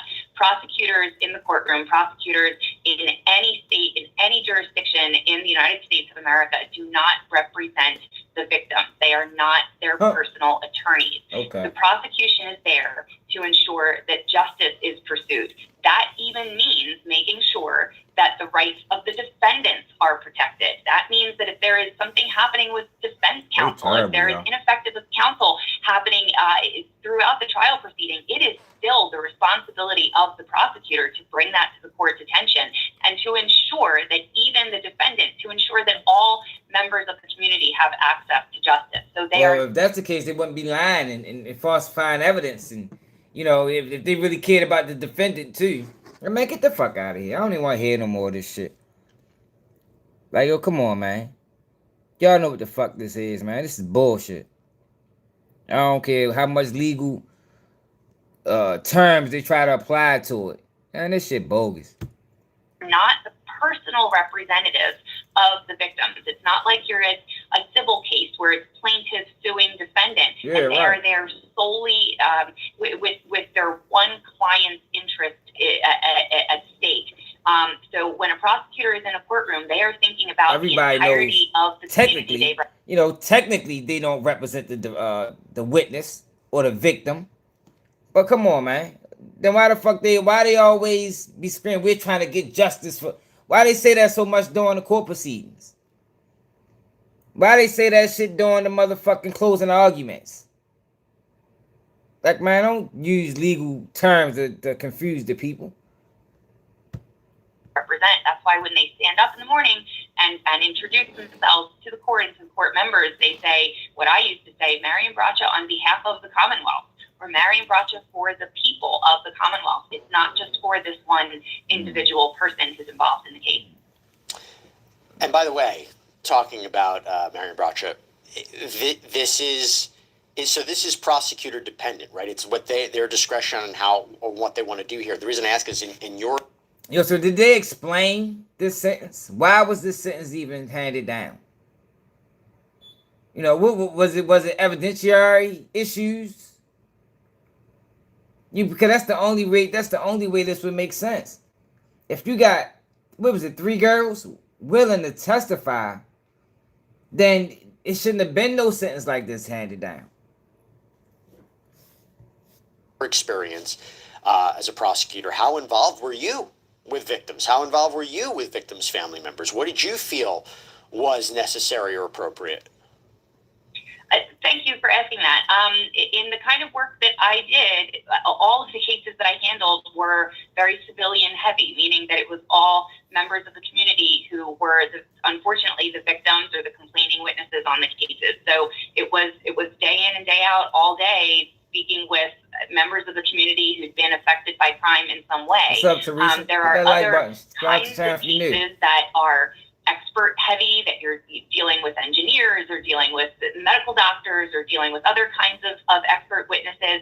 There are certainly cases that are much more dependent upon police or forensic testimony, like drug cases that have to present recovering officers or lab testimony. The cases that I was handling, which were largely domestic violence cases, he a big white boy too. He ain't little. I think short about 6'2". Man, happy Mother's Day to all the mothers, man. Straight up. Appreciate it, Trapper. Happy Mother's Day, happy Mother's Day, happy Mother's Day. Y'all are appreciated. Straight up. Much as y'all get on our nerves and give us headaches, the world wouldn't be the same without y'all. These cases all involved and necessarily required the testimony and the involvement of civilian members of our community. So it is very time and labor and emotion intensive because you become I peeped that too. She ain't got no real cases. In the You're right. lives of individuals whose That's why they brought lives up here. have been really adversely impacted by some unfortunate things. But again, you have to keep your head in the game and remember what your priority is. And your priority is making sure that justice serves the community at large. And unfortunately, not just for the person who's sitting across the table from you. I appreciate you making that distinction because on one hand, you are invested, you care, you understand the ramification of someone who is harmed, someone who's killed, right? Like you understand the impact that has. It makes you drive this case forward. It makes you want to seek justice against a criminal defendant. But like you said, you can't forget who your obligations are, what your duties are, and that's where it can get kind of tricky. Which now I just want to circle back to now what these families do, what these victims do. This judge said no. Can they appeal this decision? They could appeal the decision. I think that the decision of the trial judge who received the evidence, who heard the testimony at the hearing. Well, why the judge don't get fired? Because he had to sign off on this shit. Like, no matter what the prosecutors recommend, the judge has the final say. Why didn't the judge have enough sense to look at this case and says, no way that I can oppose this sentence? Impose this sentence. There's no way. I can't do it. I won't feel comfortable with doing it. Fire his ass or her ass. Even at these proceedings, there was a hearing granted, and the victims had an opportunity to present their own testimony through their own privately retained counsel. So again, they weren't doing this what's called pro se. They weren't doing this on their own. They had counsel who were representing their individual particularized interests to the court. And so the court did hear their testimony. If this were to go up on appeal to an intermediate court in Oklahoma, there is a high level of deference that's given to the judge below, because that is the judge who heard the live testimony and considered the case and considered the credibility of the witnesses before him or her. So the likelihood of this being overturned on appeal, again, absent a showing of abuse of the judge's discretion below, that likelihood is pretty low. Now, somebody's listening to this and say, you know what? File a lawsuit. Intentional infliction of emotional distress. Look what we have to go through here. This is how we're going to get justice. Is we're going to file a lawsuit. Talk to me about the challenges of filing a lawsuit either against a DA. No. His life need to be ruined. Just like this little kid life. Nah, ain't no lawsuit. His life need to be ruined, man. Just like Shorty. They gave 75 years to for a crime he committed when he was 15. And charged as an adult. They charged this boy as a juvenile. And it's going to disappear off his fucking record. Yo, that is crazy. So you got some guy calling out Liu Young. And he spoke about, you know, these content creators and how this industry is so fake. Sleep the Detronada, man. I think he's from Atlanta.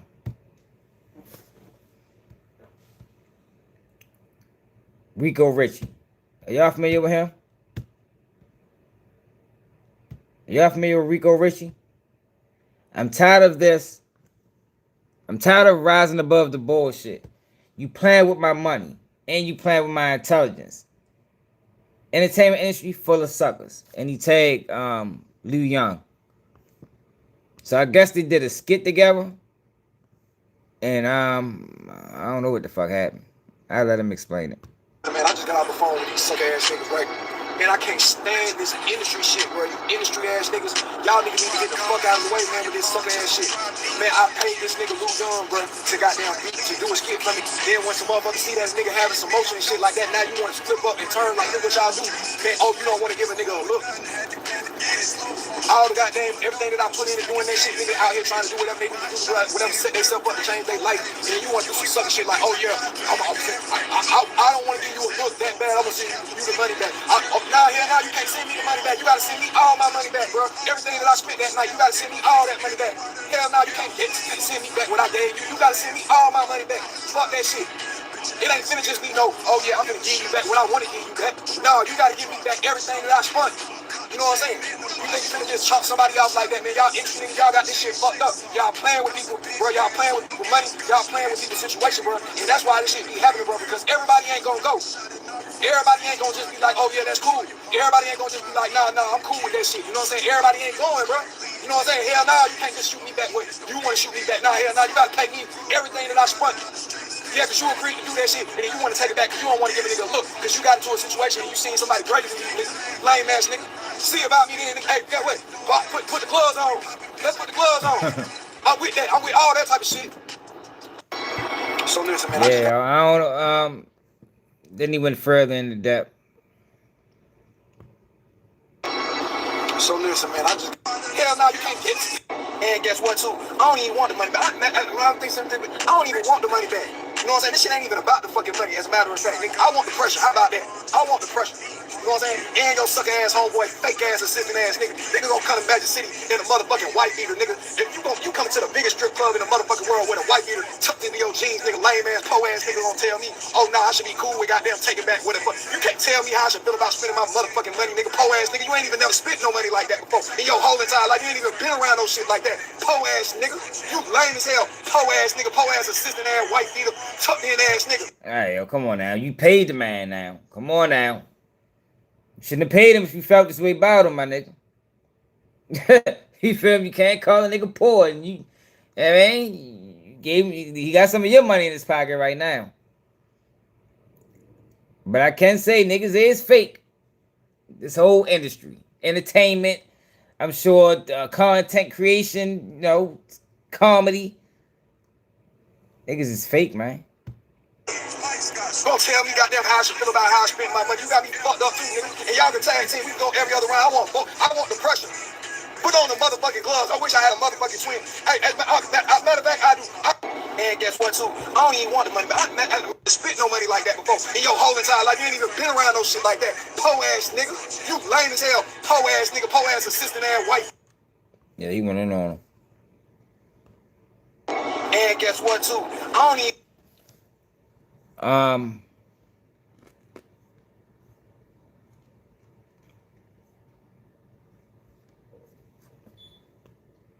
Nothing happened to me. I left, bro. What happened to Dane? He went and started another company, Rachel Roy, $100 million. opened up art galleries around the world, and bought cribs around the country. What happened to Dame? Because I filed bankruptcy. Everyone, that's a business play. That's not a personal play. That's stupid. What happened to Dame? Dame just continues to be independent, work without him, talk shit, and continues to make and have motion every day. It hasn't been one day since Rockefeller I haven't done something to make history for this world. Look at all the motion. What happened to Dame?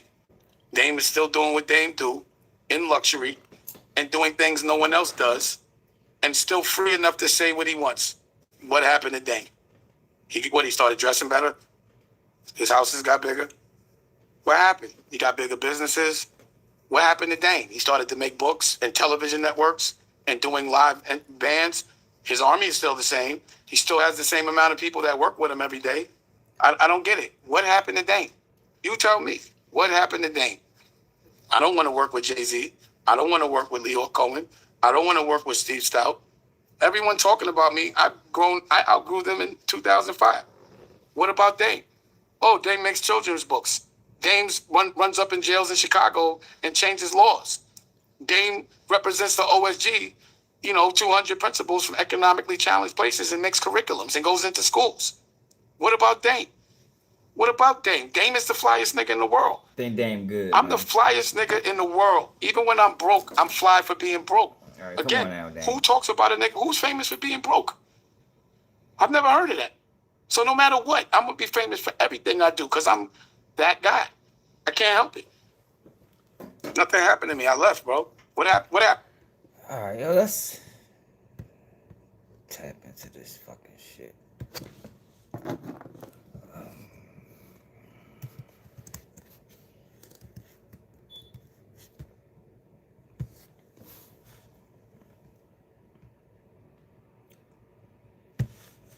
Shit, meanwhile, we're gonna watch probably like the last 20. This is a Big Text Network exclusive. And this for your people to see, right? Go watch the first Mention 15 6ix9ine, they not from New York. When Meek Mill mentioned me, he not from New York. When Lil Durk mentioned me, he not from New York. When King Von mentioned me, he not from New York. When 21...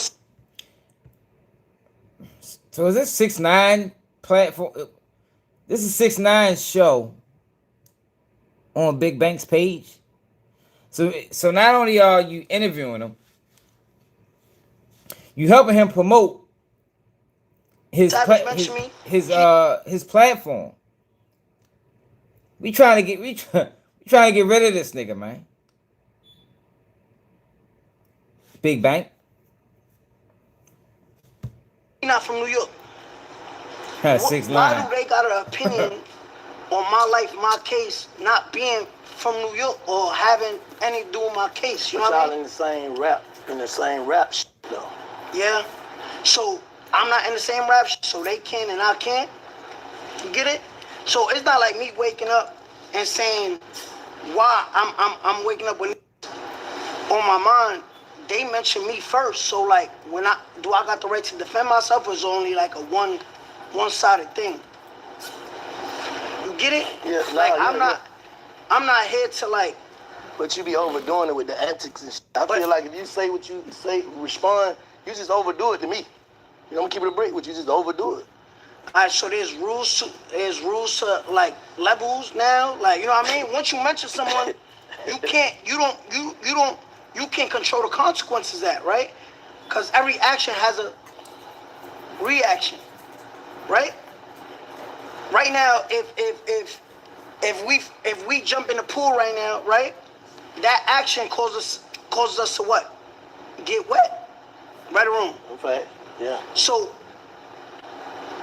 every action has a reaction. So I'm just reacting to these mentioning me. For real? Let's put it like this. Remember when I made this on your platform right here, right?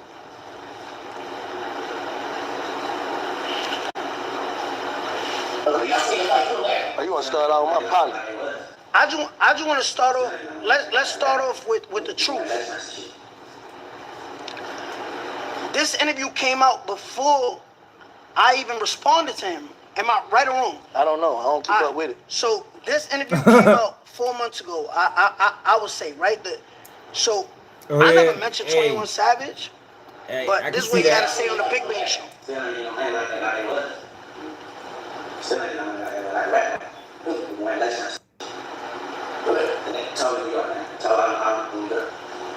can't even hear that shit.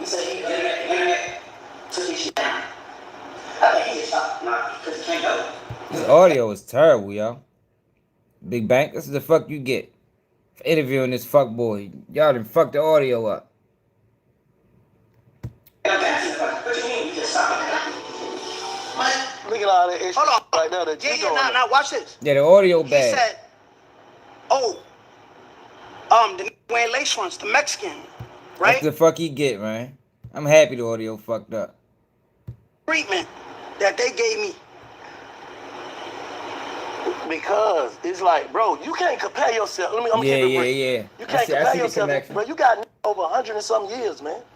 That's different than all this shit you talking about. That can be nothing word than that's locked up.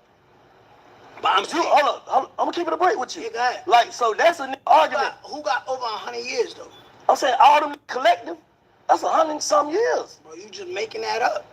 You want to pull it up? Let's Google pull it up. Google it.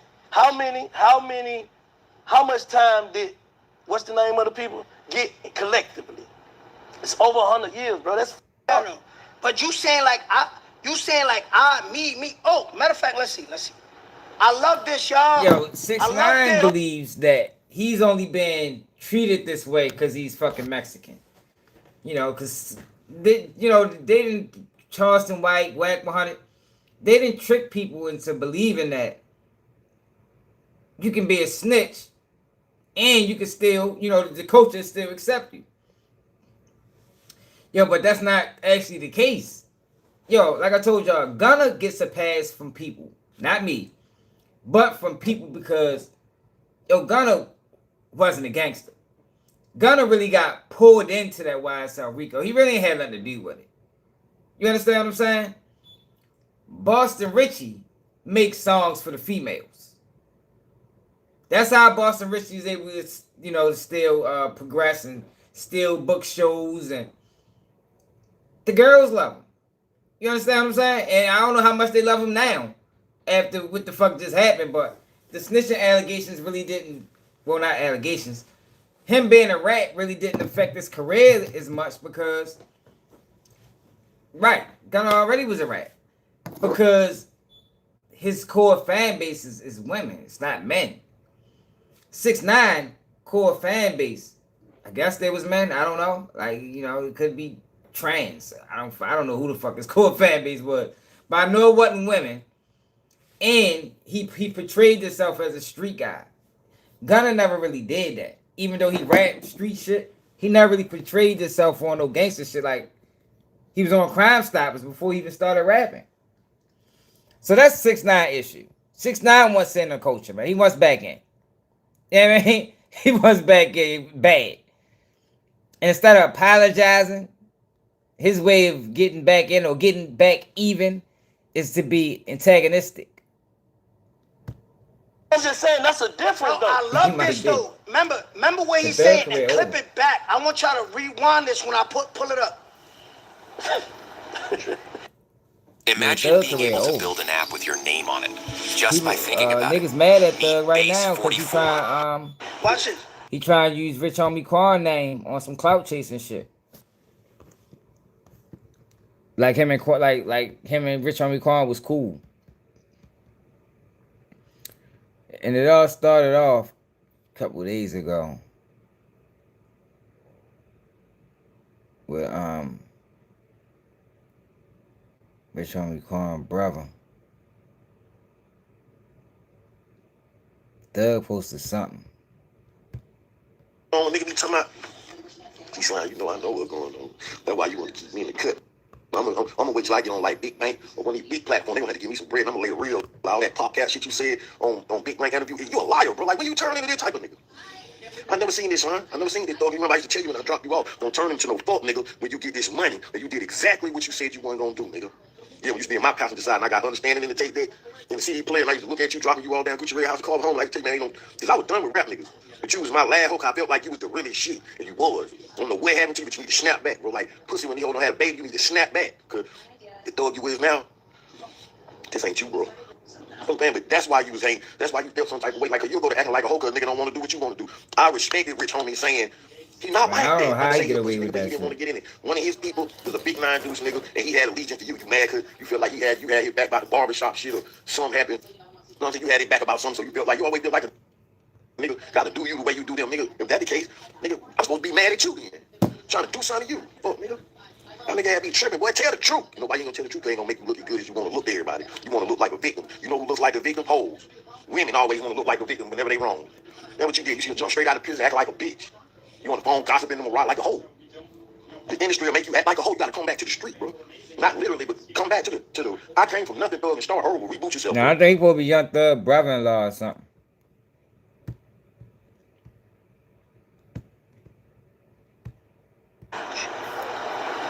But is that different though? You trying to compare yourself to niggas who got basically wiggle room. You know what I'm saying? It's different. This different. So think, if you walking down the street, right? If you walking down the street. No, you got to. If you walking down the street. Let me type and a big brolic dude smack your girl ass, and one scrawny dude smack your girl ass, what you gonna do? You can't treat somebody different.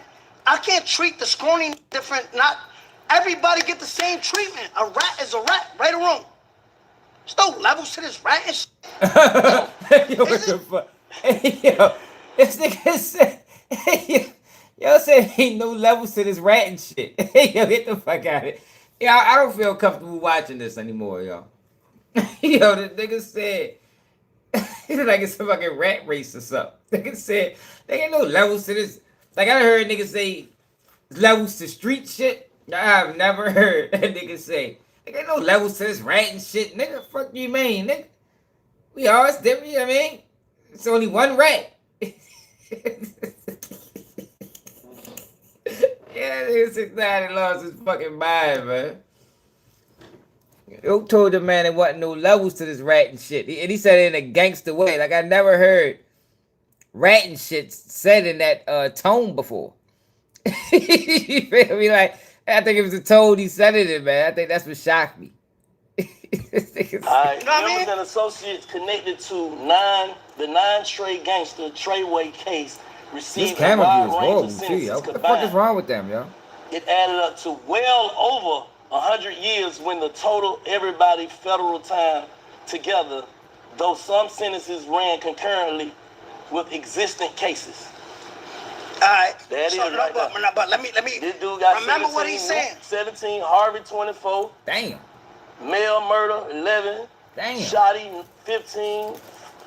Fahim Walters 9+ years. That's a difference. Is that not different? Yo got them niggas over 100 years combined. Watch this. These are facts. I'm saying that not different though.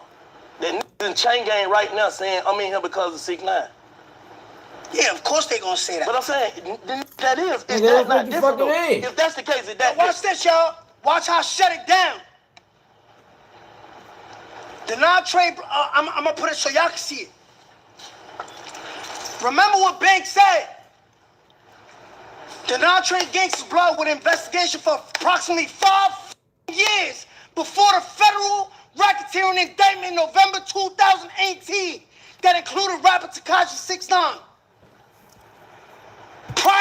I told you he was a Fed agent. I told you. So they was under investigation before he even came along. I told y'all, yo, this nigga was an agent to begin with, yo. They put you with them boys, man. And he took them down. They was already under investigation. 6ix9ine just made their crimes public. I'm glad he showed that. Activity. Prosecutors stated the gang had been wreaking havoc in Manhattan, Brooklyn, and Bronx since at least 2013. Bro, what you doing all this for the? Yo, yeah, you just said I I met these niggas in 2017.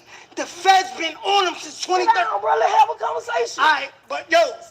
All right. I didn't know that. You didn't know that? I didn't know that, but let me say this. Who was the star witness? Now, who was the star witness? You see how the goalposts? That ain't the goalpost movie, bro. That's a question. Why has he got socks on in the pool? The goalpost right here. The goalpost right here. You just said I gave you 100 years. Bro, after I proved and I just said I did not know that. All right, so now I did not know that. Now when I proved that, sit down and have a conversation. Bro, what the hell wrong with you, man? After I just proved this to you, you know what you did? So you didn't know that. Goalpost, I asked another question, man. Bang. I asked another question. Instead of moving to the next question, then say, damn, 6. Damn, you just opened my eyes, bro. But I did say that. I said I didn't know that. So instead of the next question, let's just talk about like, damn, bro, I didn't know that. No, I'm just saying. I'm telling you how it's putting you in a different category. That's irrelevant. Like, he's trying to use the fact that they was already under investigation to say, look, they was going to jail anyway. Yo, but that ain't got nothing to do. See, that's why, man, I should have done this interview. Cause Bank, I don't know what he doing. Yo, that's irrelevant, bro. Like, you didn't prove anything just now. If anything, what's up, Bob? If anything, I would be looking at him like, yo, you was planning it. So you was a plan. They was under investigation. They couldn't really get nothing. And you came in that bitch and opened up the doors. Let the feds in. Cause like I told y'all, how is it that his limo driver just happens to be a Fed agent, a federal snitch? His limo driver, his personal limo driver, who he spends time with, days and nights, spends the night over his house, was a Fed agent. The same limo driver that drove all of y'all guys around was working with the feds the whole time, and you didn't know that? Come on, man. They both was agents. If anything, that's what that proved to me, is what I always been thinking. You been working. You was sent to them boys to take them down. I'm just telling you. Can we talk about this and then move to... All right, go ahead. I don't know, y'all. I don't know. That's the first time I heard that. This level's distinct. So, you ever did Fed time? Never. You got friends that did Fed time? Yes. You got people in the streets? Yes. When the feds, prosecutors, that's United States Attorney, when the United States Attorney been investigating you since 2013, it's an open investigation, right? Right? I'm making this up? No. That's right there. That's right there. That's up there. So when they met me, I just came in. I walked into an investigation. No. If 6ix9ine never met 9 Trey, was they still going down? No. Mel murder. I can't say that. Why you can't say that? Because I don't know. We can't. We speaking facts. Well, let's look it up. We can't take our opinion. Let's look it up. We can't say our opinion if they was gonna go to jail or not. We can't say. Cause we could have got caught and everybody stayed silent. Then what? So I'm just asking a question. So we can't say which. So I was the only person on the No, I don't know the case. I told you that when I got here. I don't even know the case. Right, so now let me put you on. So Jamel, I was the only person on that stand, or they had drivers, other informants. I don't know, bro. You're the most famous one. All right, so that's all I'm trying to tell you. You're the most famous one. So let the most famous one break it down. Go ahead.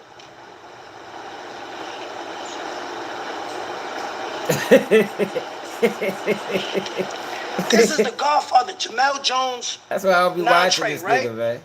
It's aggravating. You think everybody's stupid? Ain't nobody stupid, bro.